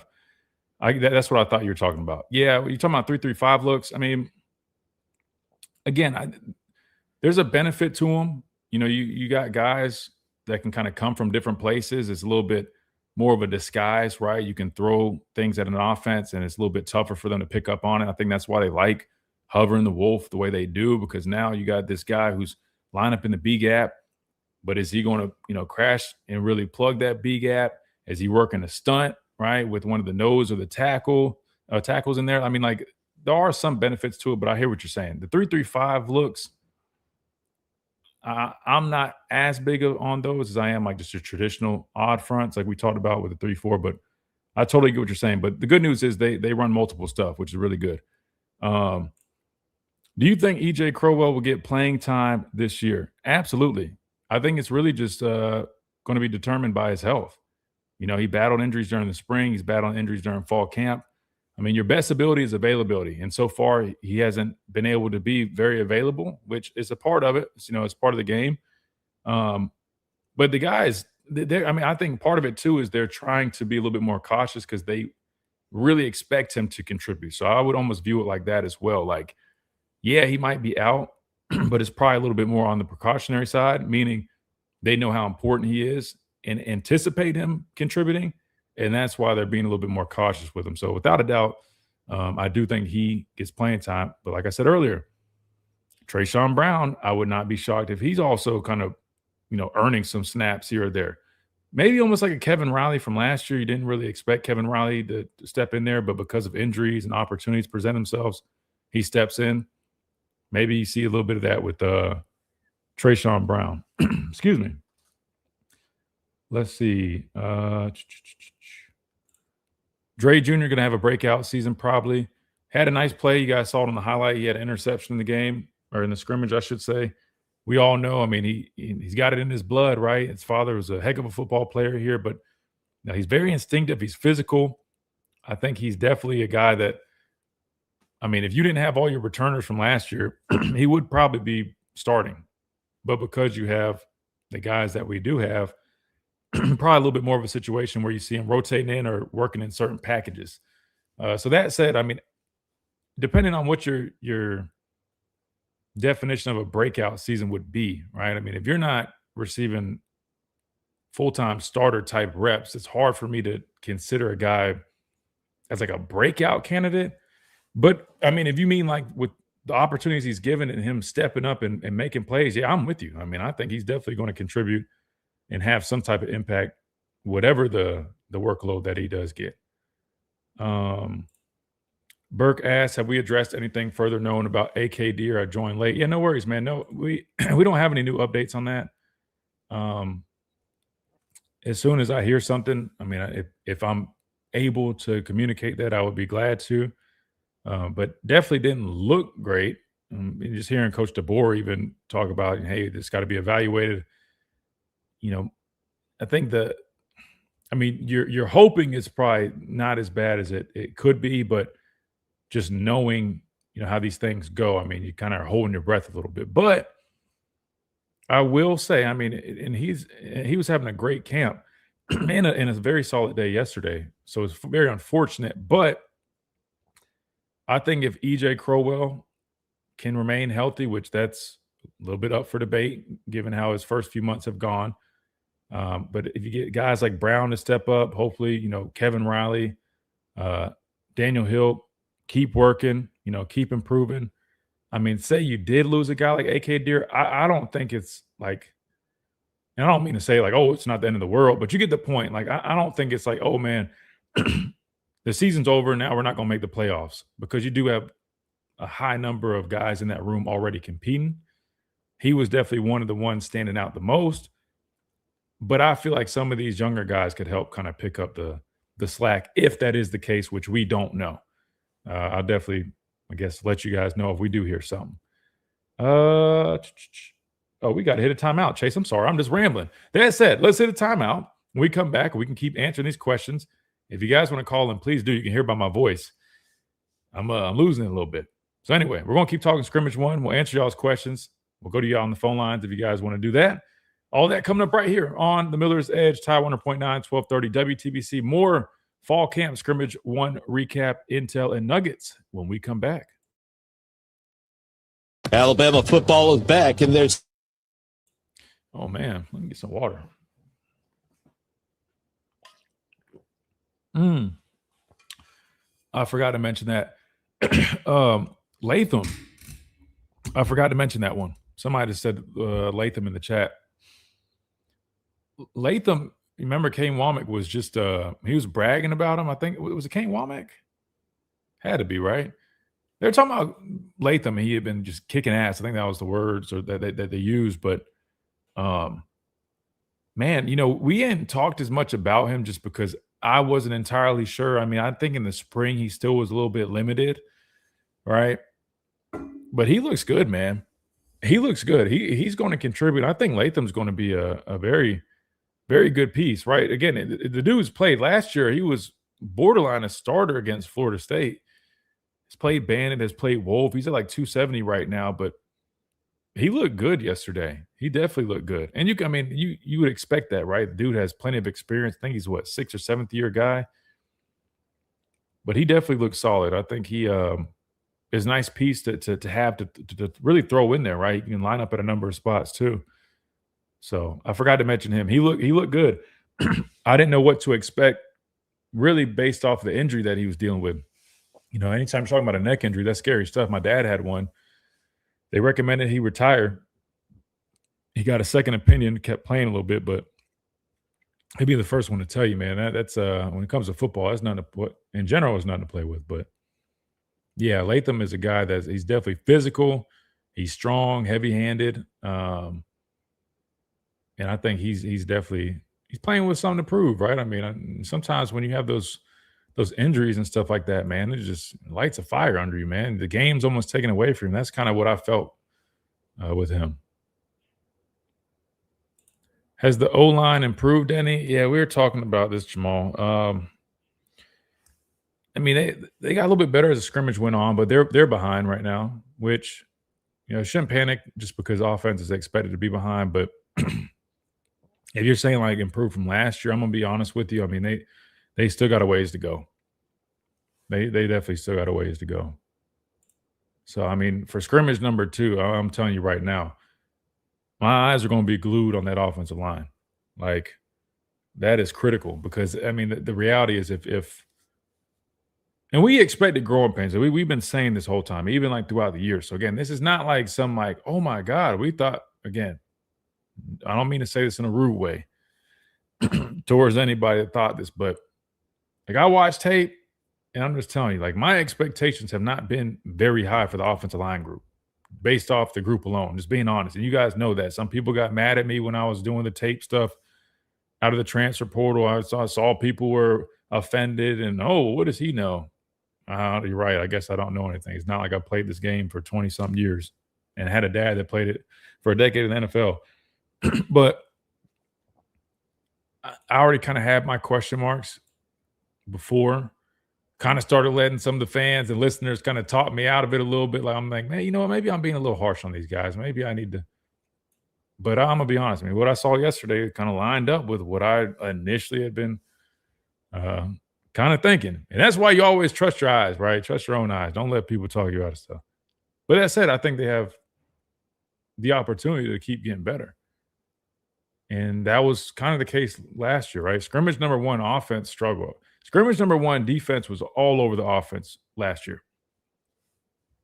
It was like very, very similar. Got a little bit better as it went on, but they were clearly way behind. And then scrimmage 2, like they had, you know what's funny? I almost feel like it's going to be damn near the same because now that I think about it, offense didn't have that juice like defense did. They kind of looked like the tails were tucked last year. Felt like that a little bit yesterday. Then scrimmage number 2 last year, they came out with fire and they jumped on the defense, right? Like they were playing with something to prove. And so I'm hoping we have I'm hoping history repeats itself. Hopefully that's the case. Y'all are funny, man.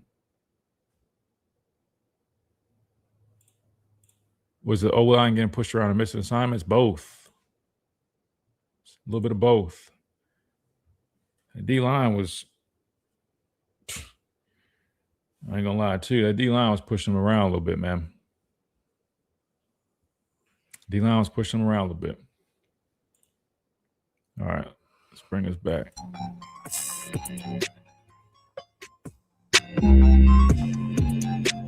And welcome back into this free-for-all Friday edition of the Miller's Edge, Tide 100.9, 1230. WTBC, we're breaking down scrimmage number 1 from yesterday. Golly, Chase, I mean, don't everybody wants to leave me sitting here talking. I know everybody just wants to hear my opinion. I'm like, dang, I gave it to you about almost an hour, man. Let me rest my voice. Thought the Pastor Payne was going to jump on here. Chase, I don't know, man. Well, we got to thug it out, man. I'm trying to think. We got all these questions. I'm going to keep answering these questions. I'm like, we got to have some type of audio, right? I don't even know if they had. Did they have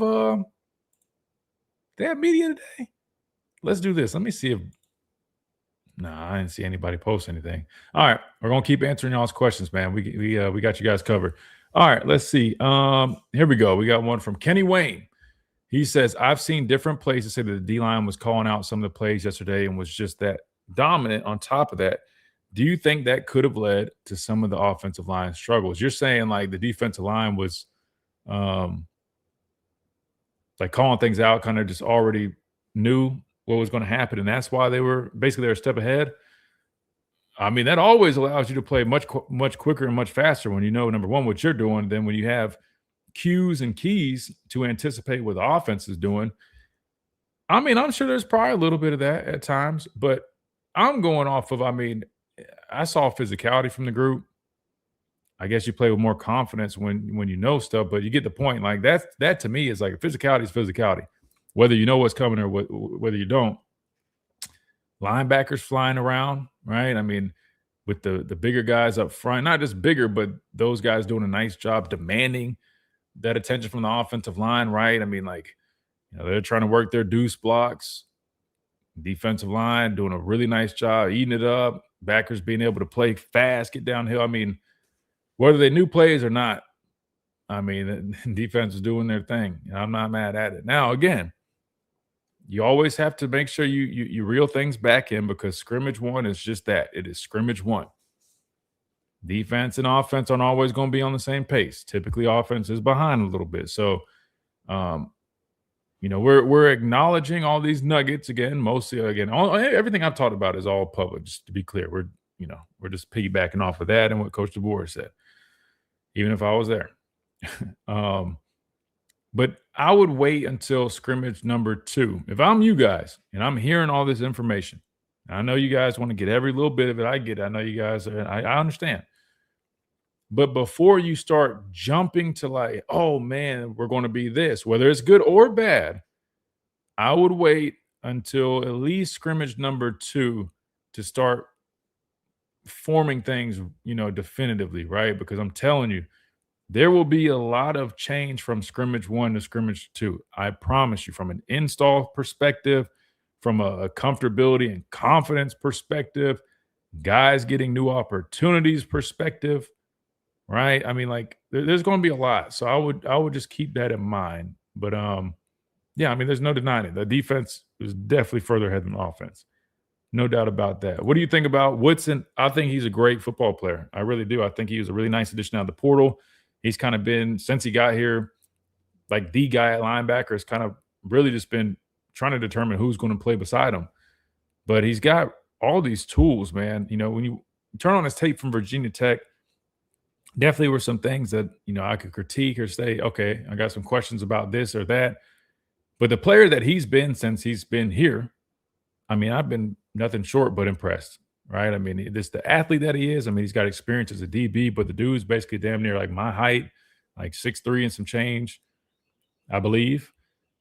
240, but can run like a deer.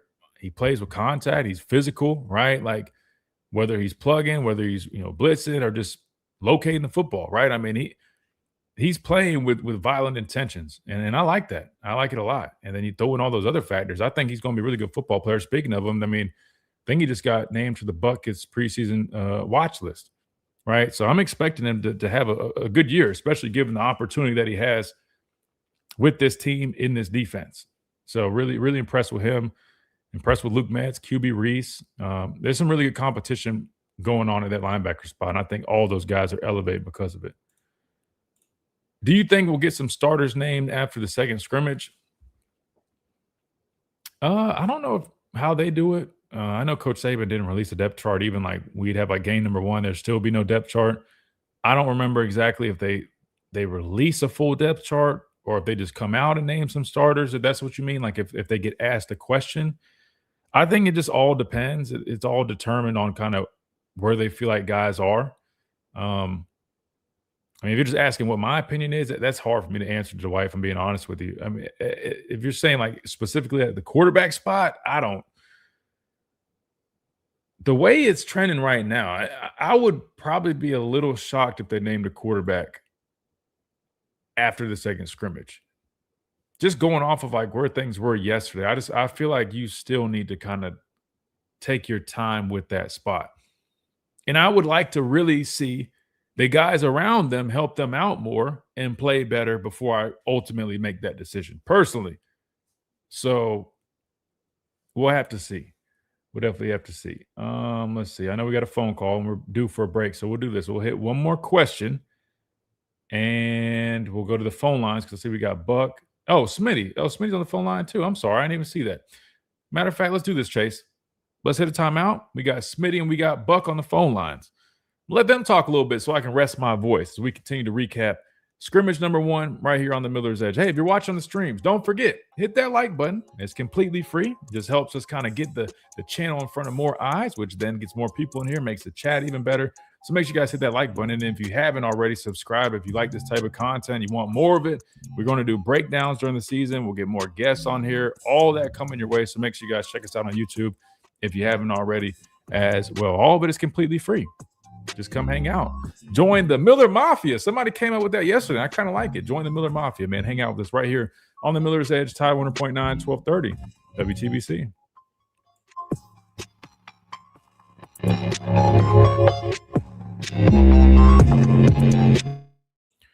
Oh, man. Golly, man. I don't know what. Maybe I need some tea.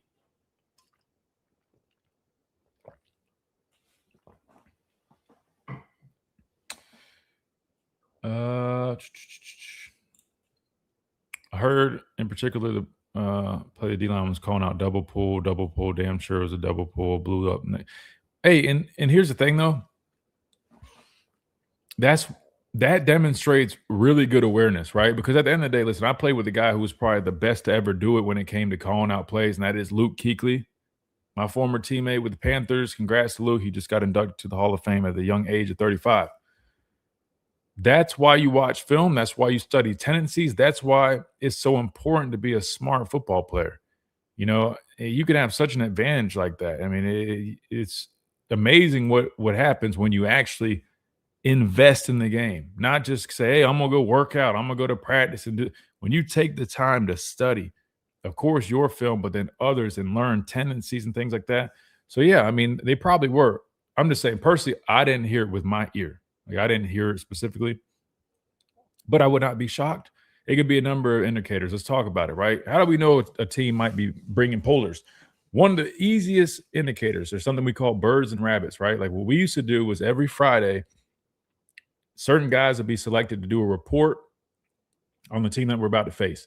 And one of them would be called the birds and rabbits report, which like, indicators and the tip-offs and things like that. One of the main ones is you watch tape, you see those guards are sitting light, they're sitting back on their heels, they're light on their hands. They might be a little bit further off the ball than some other guys. Dead giveaway that he's about to pull. So it might just be something like that. Maybe they've been working on that. Hey, really, paying attention to those key indicators, calling it out, announcing it for everybody else. And that's good on the defense's part. They should be doing that, right?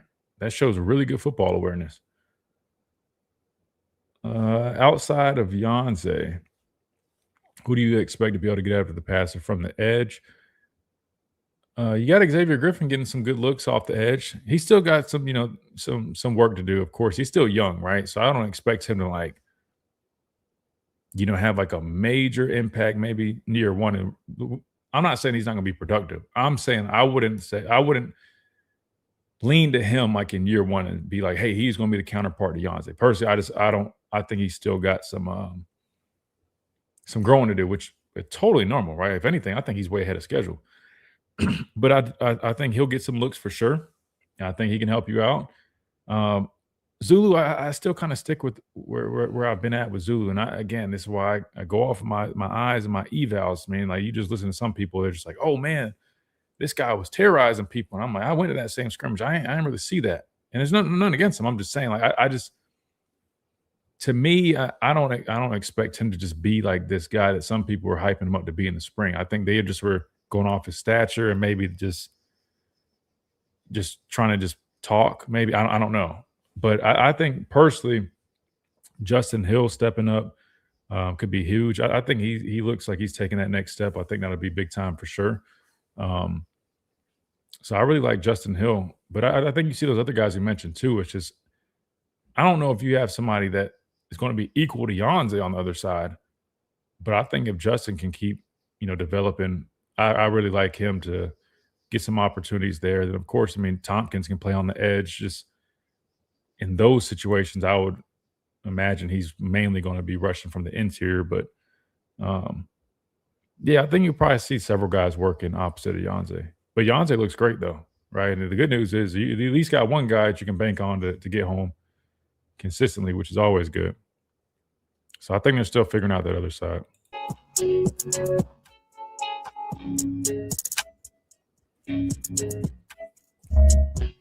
And welcome back into this free-for-all Friday edition of the Miller's Edge, Tide 100.9, 1230 WTBC. We're breaking down scrimmage number 1. I'm going to let my voice rest just a little bit because we got Smitty on the phone lines. We got Buck on the phone lines. Let's hear you guys and get y'all's thoughts, comments, questions, and concerns. 205-342-9904. Smitty, welcome and good Friday to you. How's it going, good brother? It's good, man. It's good. I'm losing my voice a little bit, but it's all good, bro. Hey, here's the thing. Glad you're all right. Hey, drink that, that lemon with the honey and everything. You be good to go. Oh yeah, absolutely. Yeah, and one thing though, it's like question I have. I don't know if you answered it while I was waiting for you. Do you think there's a realistic chance Nick Brooks may pass Jamin James? For what you saw yesterday? I'll be honest with you, man. If you're talking about like one guy specifically, when you're trying to watch so many different things, I'll be honest with you. Yeah. If I'm not like locked in on it, I don't want to sit here and tell you, oh, I think he's going to do this because I paid that close attention. But what I can say is I very much believe that, that's a battle there. I mean, they're leaning Jamin James, no doubt about it. But I wouldn't say that he's like 100% locked in. Does that make sense? Like, there's definitely competition there. I think both guys probably need to be more consistent. But I think right now it's James' job to lose. But I don't think it's crazy to say that Nick Brooks has a chance, because I definitely think there could be a chance. But it's probably his job to lose. And Javen James, that is. Yeah, and I was keeping Trayshawn Brown in the spring, and people know it's a football. Same thing with Mal Waldrop. If you're hurt and you're not made, there's gonna be a younger guy in there waiting to take that spot. And and I hate to say it, like Mal Waldrop stepping up on everything I heard. I hate that Will Sanders got hurt, but the guy who's healthy's balling out. How can you go away from that? Or even Trayshawn Brown. And it's funny because that's another 3-star that folks told me who couldn't play for example, right? And he may be taking somebody's spot as a true freshman. And that's the competition I love. Now, offense, that is the gift of the curse of young guys, and especially people trying to fight for a spot. I just think one of the quarterbacks is going to have to start yelling at people if he win a job or not. Just got to get out there. Or maybe one of these young offensive linemen, maybe a Michael Carroll that's in him to be like, hey, yell the offensive line because he is the most senior member who played. Or even Daniel Hill, who's a starter a lot last season. Mm-hmm. I just think someone has to take the bull by the horns in that regard. And just get going because, like you said about the defense, right? Look, you said how they was jumping around, flying around. And I'm like, okay, there you go. But you saw some of the coaches they brought in also who bring that out of players as well. And from what I heard, like I said, I don't have those sources like you and access like you, But I like what I heard about the defense. And my thing has always been these are all still very young men, and a lot of them make development get better. Because you remember that SC defense was horribly coached. Yeah. And Devin Tompkins, he's hungry. This is a money year. Terrence Green, I've been high on him the whole time. I'm like, hey, because I remember I was telling you, when Tim Keenan got hurt, they had no depth at nose in the middle. And now you got a couple of guys who can plug that. And if the offense has to take its lumps early, Christian, let me have a good defense while that works itself out. Because nothing's worse than having a bad defense, man. That is a miserable life. We can live with an average offense, but a bad defense, that is miserable, man. Well, I think the defense is going to be plenty good enough. I mean, and really, realistically, they haven't been perfect over the last couple of seasons, but they've been a very good unit for the most part, outside of some inconsistency stopping the run, needing to be better on third down, needing to have better pass rush. But overall, I mean, they've been a solid unit. I mean, I would say good enough to definitely be a contender. And I see that being a very similar case this upcoming season. Again, I want to be clear, too, as good as the defensive line look, I mean, I want to see that in action against, again, we're talking about an offensive line that still is working. That is still a work in progress.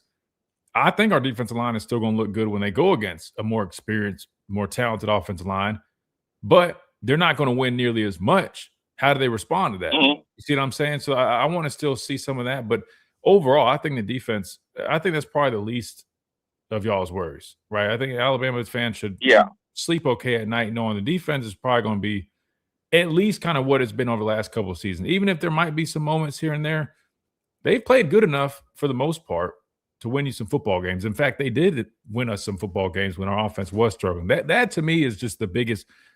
It just feels like there's a lot of similar things that we saw last year that still are a work in progress. And it's just my biggest question is, you expect it to take time, but how much time and what is the true, ceiling for those solutions, at least this year? We're still kind of waiting on that answer. Progress. Because you need progress. Here's the thing. If you need a comp for the Alabama young offensive line, look at Georgia last year. They had a young offensive line, a lot of new starters. They took their lumps early. But they don't have a fan base who's trying to run the media, not you media, but some of these other media trying to run the coach off every 5 minutes. So, hey, they had the leeway to be patient, and those guys grow. They became a pretty good offensive line. That's what people got, like you've been preaching this, people got to understand, it takes time for offensive line to gel. That's one reason why Indiana everybody loved Glaze and Signetti, but their offensive line was together. Some of those great Alabama offensive lines were together. We're in the portal age. A lot of these guys aren't together like that. And that is the main thing. This is why I want them to play 5 and roll with it. Because you got to build that togetherness and that continuity where it's like you know what your guy going to do. And I think that you just have to get that time. But one thing I want to say about Keelan also, you're talking about getting out of the pocket. Everybody thought it's not even playing like Milroe. Because I always yell at Milroe's son, you don't have to be a pocket passer. Use what God gave you, son. I give the comp to Bryce Young. Because people forget, because they whitewash a lot of things. He was running a lot. And I remember Coach Saban always said repeatedly, we must play better around Bryce Young. Yeah. Bryce Young was so good because sometimes your quarterback has to make your offensive line look good too. And like with Bryce, right, he got folks paying. Remember that Javion Cohen kid, the one who tried to get Nick Saban to pay for his girlfriend at law school? And what happened, they thought he didn't give up a sack, but he showed tape. Bryce kept moving out the way to avoiding sacks, so he made him look good. And I think that when people scared about experience, DJ Carr was a first-time starter last year. Not everybody loves him. Dante Moore took his lumps at UCLA. Now people think he may be the number 1 pick. But North Sellers took his lumps. Marcel Reed, people love these quarterbacks. But they had to start sometime. And you got to take your lumps because sitting and reading the playbook is great. But at the same time, there's nothing like getting out there and saying, okay, I can't throw this ball here because this guy's faster than the playbook said it. Because you know that playing when you played. Like certain things may look good when you read the playbook, but when you get out there, I can't do that. This guy's faster and stronger than I thought. And I think sometimes with that, especially with all these new faces of offense, start the kid. Because that's how I look at it. And it's telling, in my opinion, that he hasn't named a starter yet. Because the past 2 seasons, he named a starter quickly. Well, Jalen Milroe was a returning starter, so that's one. Yeah. So, but last year, you're right. Ty didn't have any true starting experience, and he was in a quarterback battle, and he was named relatively quickly. But I'll say the difference there was Keelan was obviously very young last season. It really was Austin Magny at Ty Simpson, and I would say with Ty, he just. Even though Austin had a little bit more time in their specific system, with Ty, at least like with his maturity as an older guy in college, he had practiced a whole bunch of football. He played some snaps as well. The point in which he was at last year, you just saw the offense moved well when he was in there. Then it wasn't bad with Mac either, but Mac was more inconsistent than Ty. Ty just a little bit was more polished at this point in time. Right now, I can't. It's like. Austin Mack is slightly more polished in the sense where you can tell, like, he kind of knows where to go with the ball, those things. He's quick. You know what I mean? Like, it makes sense because the added experience.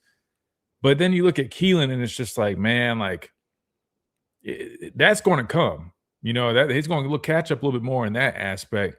But then you also have the bonus of, man, like, the legs that he has. And one thing you mentioned, like Milroe, the biggest difference when I look at those guys is, when Keelan's running and scrambling and moving outside the pocket, his eyes are staying down the field. He's looking, right? He's scanning the field, and that's why you see him make these plays because if he needs to take off, he's got plenty of athleticism to do that. But he's also going to scan and try to find his targets first and foremost, and it just leads to just plays that probably weren't going to be made unless you had a guy in there. Not just that, then he's got the ability to go with it to actually execute, right? Like you saw it play on that highlight there, like just – when he's running and throwing across his body, just flicking his wrist. I mean, I don't know, man. Something's a little bit different about him. Yeah. That's all I can say. I'll say this before I run. Thanks for taking my call. Hope everyone has a good weekend. Ty Simpson sat for multiple years, and he still had to take his lumps those first game or two because there's nothing beat playing. And I think that's right there because sometimes the kid can get better with more experience. But at the end of the day, the only way you get it is by playing. And like whoever's the quarterback, I'll roll with him. But if this guy is better and you see that he can improve later on the season, you might have to roll with him because if he can make things happen when things go wrong, and things will go wrong in football. But hey, you guys have a good one, and thanks for taking my call, brother. Oh, always, brother. Have a great weekend too, Smitty. I appreciate you, my guy. All right, good stuff, man. Let's hit this time out. We come back. We got Buck on the phone lines, and we start wrapping up our Scrimmage One Intel Free-for-All Friday edition right here on the Miller's Edge. We got a boatload of people hanging out, watching across all our platforms. Appreciate you guys hanging out with us. We got some more segments coming back right after this quick timeout on the Miller's Edge. Tide 100.9, 1230, WTBC. Drop what you're doing and head on over to All right, good stuff. If you guys haven't, man, you see the reminder on the stream. If you're on YouTube, man, smash that like button. That just helps us out, completely free. Subscribe if you haven't already. If you guys like breakdowns, all this stuff, Alabama coverage, we got you guys covered.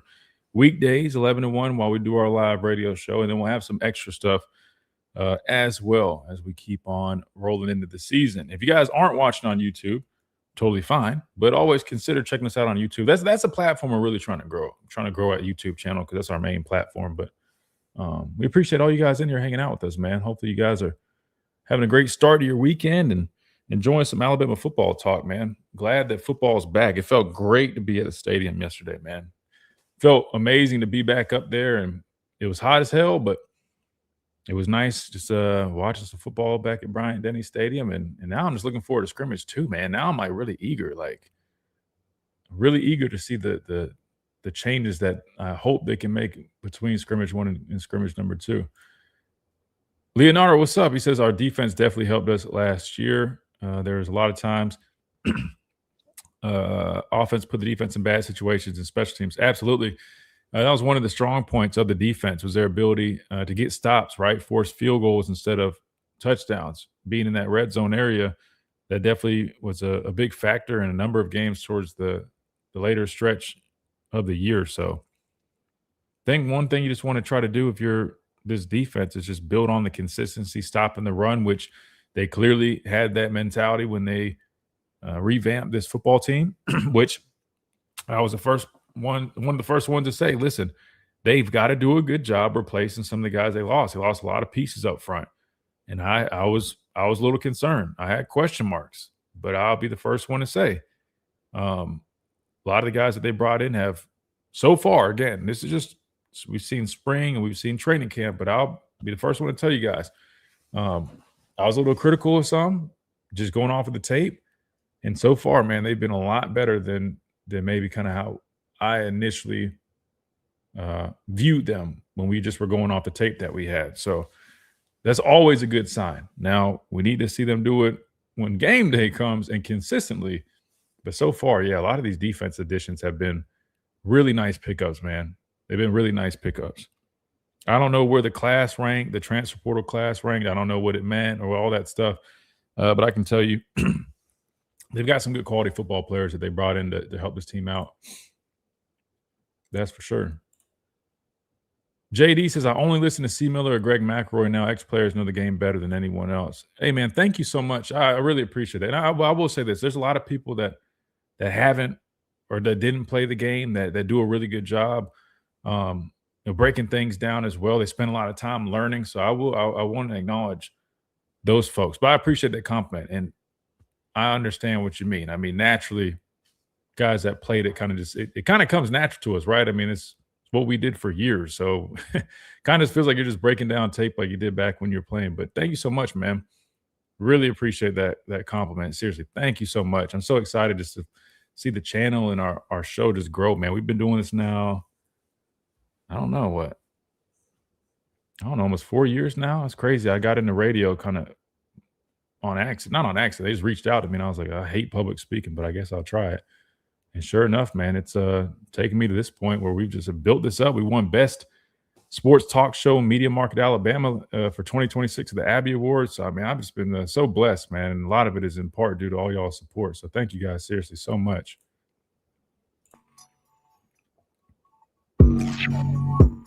And we're back on this free-for-all Friday edition of Miller's Edge, breaking down scrimmage number 1. Hey, real quick, shout out to our friends over at R&R Cigars. Football time is pretty much here.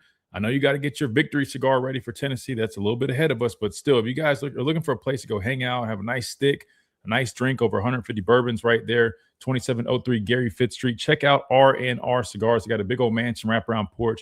Great environment, great place to go hang out, talk sports, and just really enjoy. It's a nice cigar, relax, and have a good time. So check them out if you haven't. And, of course, check out the website, rnrcigars.com, where you can use that code Miller's Edge. Get yourself 20% off.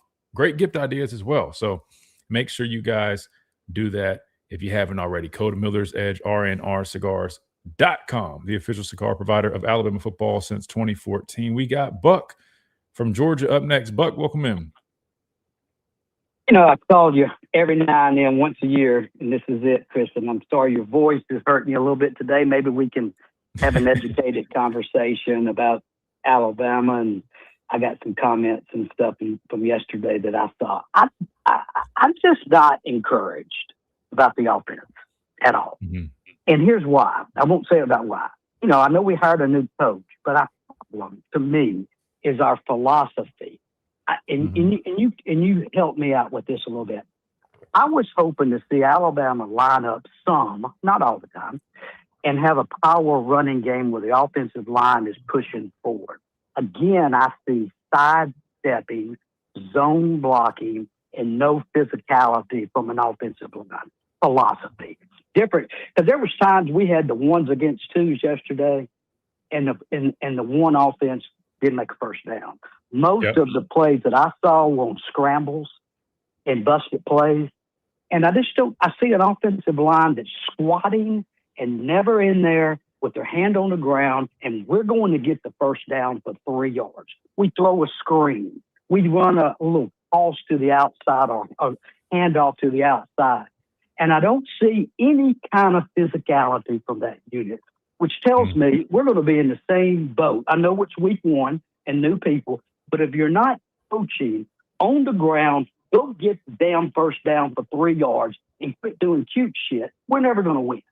And that's what I see from this offensive line is a philosophy standpoint. When I watch 300-pound men squat and run the football instead of going straight ahead with the back and taking it.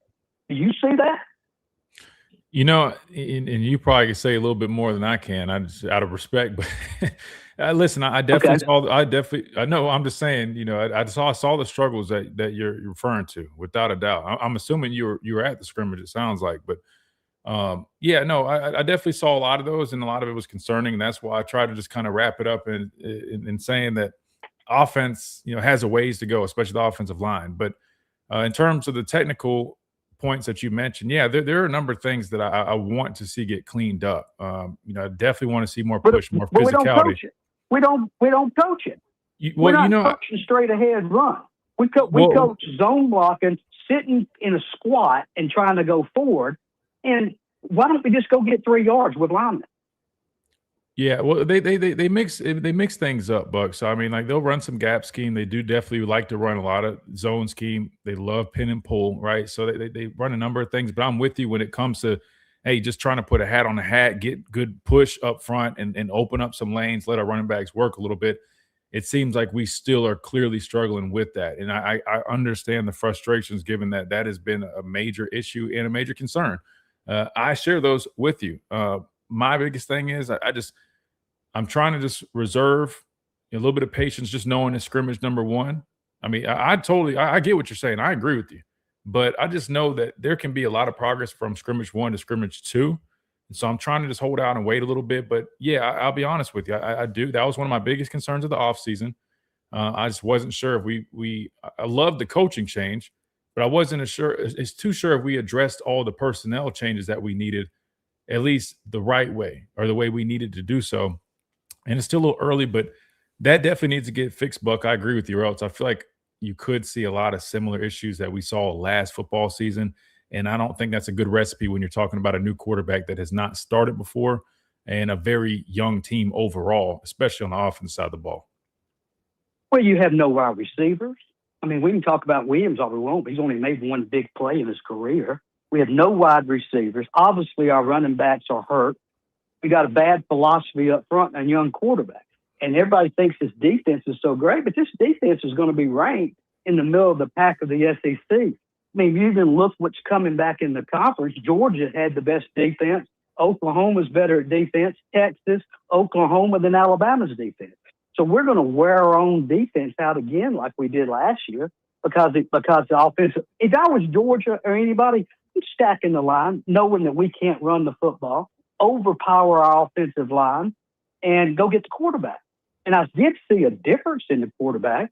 I thought with Russell, we ran a little zone read because of his ability. But when Max stood back there and threw the touchdown passes, he didn't have any pressure. He stood back there all day. And if nobody was open, he just took off scramble yards. There's no running game there. There's no coaching of a running game. I just don't. I'm disappointed. For scrimmage won, but I'm disappointed because we aren't coaching different. We're not lining up and trying to run the football. We're trying to finesse it. And in this league, that's going to get you fired. Because Georgia is not going to sit up there and play finesse with us. Ole Miss doesn't stand up there and play finesse with you. Texas doesn't stay finesse. We're not going to be able to run the football, and they're going to get a freshman quarterback or a non-starter. It's a recipe for disaster. Now, disaster is not a losing season, but a disaster through that November schedule and the disrespect that we show South Carolina and Florida State, just assuming we're going 5-0. We've been so inconsistent against non-components. We were begging for something different. We're not getting any different. That man's not going to change what led him into coaching for one coach being hired. This is his philosophy, and he's going to win or die with it. And he doesn't like running the football. It's period. Man. If he wanted to run the football, he'd go straight ahead and get 3 yards from a first down instead of throwing a pass to a tight end. Wow. Listen, Buck, I can tell you one thing. I respect the heck out of your honesty, and you definitely know what you're talking about. There's no denying that. That's one heck of a way to wrap this free-for-all Friday up. Listen, I wish we could keep the back and forth going, but we do have to get out of here because we got another show coming up. But would love to have you call back maybe after scrimmage number 2 because you clearly you know your stuff, man. But, Buck, thank you so much for the phone call. Really good stuff. Thank you. Yes, sir. Roll Tide. Hey, man, that was one way to finish. All right, we got to wrap things up. That'll do it for us on this free-for-all Friday edition. Hope you guys enjoyed Scrimmage 1 recap here on the show. We'll definitely be back on Monday, same time, same place, and we'll get back at it, right? Just like Alabama football is going to do, right? You had your scrimmage, you got to go to work and get back at it. We'll do that Monday with you guys right here on the Miller's Edge. Tide 100.9, 1230. WTBC, hope you guys have a blessed weekend, and we'll see you guys then.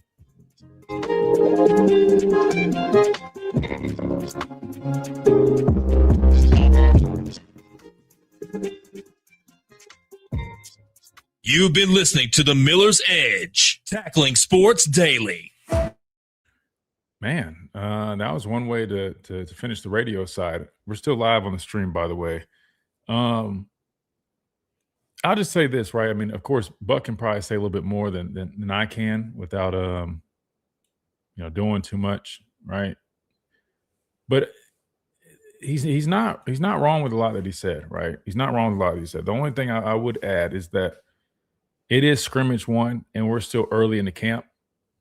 So I do think it's important to just have a little patience, but I'm not in a disagreement with them that there definitely are concerns. I try not to you guys know how I am. I'm going to be honest and I'm going to shoot you guys straight, but when things are bad, I try to I'm not going to, maybe have the same way of wording it, kind of how Buck was doing it, just because I try to keep it I don't know. I feel like delivery and the way you say things is very important. Communication is always key, right? But there definitely are things that need to be better, need to be cleaned up. That's kind of what I was voicing earlier, just maybe not to that extent. But it's always nice to have other people that can do that for me. But yeah, we'll have to see. But from a philosophy standpoint, I mean, I hear what he's saying. I'll be honest with you, man. I think what we should do,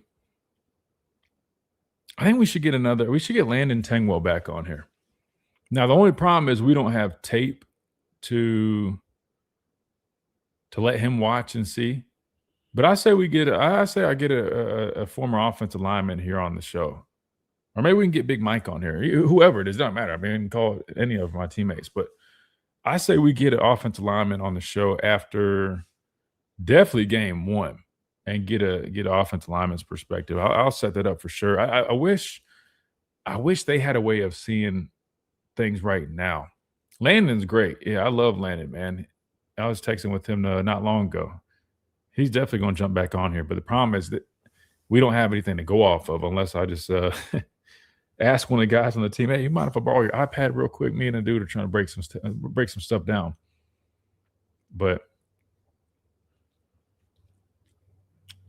yeah, I mean, to Buck's point, the caller we just had, I mean, that's kind of why I have been telling you guys. I mean, just I know a lot of people just, and I get it naturally, like, especially as a fan, like you're hoping like, oh, well, they made this change and we got this guy, and you naturally just assume the best for everything. But I just knew, I mean, that's why I always say, like, offensive line, like, as bad as it was, I just thought we would have really poured into that spot, like more than any other spot. And I just don't think we really did that. And to his point about philosophies, I think part of it is a little bit of maybe a correlation with somewhat of the philosophy. If you think about it, I'm not saying we don't recruit trench guys. I see we're recruiting like one of the top offensive linemen for 28. Of course, Michael Carroll, Jackson Lloyd. I mean, they do their part, but you can tell this staff's philosophy is definitely a little bit more outside in versus inside out. Meaning, some people build their teams from the trenches on back, front to back, right? Others go, hey, we want to get the quarterbacks, the receivers, and then we kind of get the offensive linemen next. I've always been a firm believer. Everything starts up front. Everything. And it doesn't matter if you've got Odell Beckham Jr., vintage Jerry Rice, Pat Mahomes, Tom Brady. If you don't have the protection up front, if you don't have the guys up front that can establish a running game, none of that other stuff matters. I'm not saying we're just negligent towards, I'm just saying I feel like our philosophy is a little bit more on the, whether you want to call it finesse, whether you want to say we lean into more of the skill guys, however you want to term it.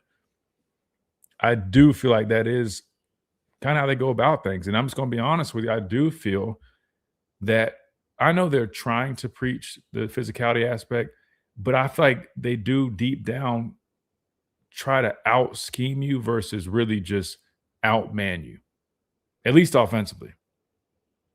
I do kind of get that vibe, right? I mean, you heard Kurt Signetti say, and it's kind of weird how much he's mentioning us. It's kind of getting to a point, but I mean, he had his point where he was talking about, matter of fact, I'll pull up the quote real quick. Basically he was just acknowledging they knew we like to get cute on third and short, whatever it was. You know, like, people recognize these things, right? I mean, you start to kind of build a little bit of a, not necessarily a reputation, but you get the point, right? I mean, like, that's kind of who you are. And I feel like that's kind of who we've been. So I do think we need to work on that for sure. Sounds like something we've been talking about long and spot on, dude. Absolutely. Yeah, we've been talking about that for God knows how long, right? That's why Saban built his teams from the inside out, trenches outward. Yeah, you know, I mean, a lot of Philadelphia Eagles, right? I mean, they ended up winning the Super Bowl, played in two of them in recent years. Of course, I mean, you had great skill players, right? I mean, you go sign Saquon Barkley, you had A.J. Brown, you draft Devontae Smith. Don't get me wrong, I'm not saying they don't have skill guys, but they literally had like the best offensive line in the league. You know, you're always going, I mean, if you look at any good football team, any championship team, you look at Miami, like, look how good they are in the trenches, find themselves a national championship game. Indiana, they might not have had the names, but you just watch them on film and just how they play. Really good trench play. Georgia, they've always, you know, been somewhat of the standard, right? I know they haven't had great postseason play, but you get the point. Always going to have good trench play. So, I mean, it's just one of those things, man. It's critical. It's critical. So, that being said, I'm going to get out of here. Got some things to take care of. If you guys haven't been, hit that like button on your way out. If you're watching on YouTube, if you're watching on any other platform, if you don't mind and you have a YouTube account or a channel, go on and subscribe on our YouTube channel. We're on the road to 10K, I should say. I guess we could start a little bit. I don't know. We're saying 10K. We're going to set it big. But yeah, man, we appreciate all that, man. We got so many people in the chat. I feel bad getting out of here, but I can hang out. Let's see. We got Brandon Greenberg from X. What's up, man? Bad years of OL recruiting compounded by bad coaching has led us here to make sure that we finally have the coach to do it, but also a lack of personnel to do it effectively. This isn't a fix overnight, but a steady progression. We have to hold the ship steady until we refill the room. Dang, Brandon, long time no see, man. Hope all is well. I'll say this. You're 100% right that I feel like this has been a work in progress. Of course, I know you meant work in progress in terms of fixing it, but I'm saying this getting to this point has definitely been a work in progress. I don't think we've recruited nearly as well with our trench players, and that was even before Coach DeBoer got here. Coach Saban's last couple of years, we did not have the same quality of players up front, and I don't think we had great coaching, and especially there was a lack of development, without a doubt. However, there is not a fix overnight, but you now have the opportunity to fix it much quicker than you used to, given that the transfer portal does exist. That is why I was a little critical when I just felt, now again, like I talked about the defensive line, in portal season, it's not that I wasn't high on the guys. Like I thought like they were good players that I thought that they could come in and make an impact, probably give you similar stuff of what you got out of some of the guys we had last year. But I'll be the first one to tell you, they've exceeded my expectations. Not that I thought they were – I never said anybody was bad players. It's just they're better than the tape that they put out last football season, which that's natural. You expect guys to get better. That's why I said with good development and coaching and stuff and a new opportunity, these guys can be better players. Never said I didn't expect them to be good, but I'll be the first one to tell you they can end up outplaying your own expectations. That said, when it came to our approach in the portal with the offensive line, I know money doesn't grow on trees. Hell, I wish it did. I'd have a whole forest built, right? Or I guess grown. I just felt like it, like to me, I'm like, if I'm looking at this team and I'm saying, hey, last year we had an historically bad running game. Our offensive line played very poorly. We know we need to make a change with the coach. That'll help out a lot. But I just would have known the portal does exist. And I'm not saying there was a million guys out there. I'm just saying, if it was me and I know how vital that is to my football team and its success, I just probably would have tried to just whatever. I mean, I know we did try. We tried to get Peak. I did hear we tried to get that one guy that Texas signed maybe. But of course you compete with Texas. So maybe they tried and just didn't work out. I'm just saying, I wish there was maybe a little bit more there. But I mean, like Jackson Lloyd, I think he's got great potential, right? I think Jackson Lloyd can be a good football player. I mean, he's just still growing, right? He's young. You're seeing what you would expect, right? A guy with really good potential, but he's still a work in progress. But definitely doing some really good stuff. Michael Carroll, really good player, right? But he's still young. I mean, you got to remember that he's still young. Javen James, I mean, some of the things that we saw pop up on his tape that we broke down, I mean, you still see a little bit of that, right? Consistency is a big thing with him. He's got tools, but he's got to be more consistent. I mean, Nick Brooks, again, another guy that's like a development guy. That's my thing. We brought in so many kind of developmental guys for a unit that we needed to be 120% better. That was my biggest critique. Peak never visited Bama. No, I know he didn't. I'm saying they at least tried. They reached out. They at least tried. You know, I was giving them credit. I was saying they at least tried. It's not like they didn't even try. But yeah, holding the ship steady. But listen, I like Clem. I think Clem is a good coach. I think Clem can definitely help this football team a lot. I think he's an upgrade, even though I know we haven't seen anything. But just in terms of his coaching ability, I think he's an upgrade. But does he have the proper personnel like right now for you to see a significant difference? I don't know. My gut tells me probably not. I feel like we're still probably a year or so out from seeing meaningful change up front. Just being honest with you. At least a year out. D-line is expected to be ahead of O-line this time of year. Clearly, O-line has work to do and needs to gel. O-line issues began under Saban. All things that we've said on this show, like literally every single thing I've said, all the first part, I preached that all through the first 2 hours. And I just mentioned, the issues began. So trust me, man, like just know, living a dream. I hope you are living a dream life. Shout out to you. Just know, man, I call it even all across. Just because I make one comment about one thing, trust me, I'll acknowledge, right? Coach Saban's groups struggle just as much, right? You're not going to hear us do that. We're not going to just compare, contrast, and only talk about one thing. We talk about everything. We're honest about everything on this show. Just a heads up. You never got to worry about that with us. All right. That being said, we're going to get out of here. I know I said that multiple times, but now I'm going to get out of here for sure. All you guys in the chat, I think we broke a record for how many concurrent viewers we've had across our platform. So shout out to all you guys, man. Thank you so much. Seriously. I appreciate you guys hanging out with us. We got plenty of content coming y'all's way all football season long. If you like X's and O's, former player talk, all that, we're going to have guests, breakdowns, do the best I can, putting on tape and still breaking it down like that. So just know it's coming. It's coming. So make sure you guys are subscribed, hitting the like button, all that good stuff. And that being said, y'all have a great weekend, man. Have a great weekend. Hope you guys stay blessed, stay cool, take care of yourselves. Football is back, and we're gonna be talking about it with you all season long, and I can't wait for it, man. I'm so blessed and grateful to have you guys to do that. So thank you guys so much for that support. That said, Dale Tide, roll Tide, and we'll see you guys Monday.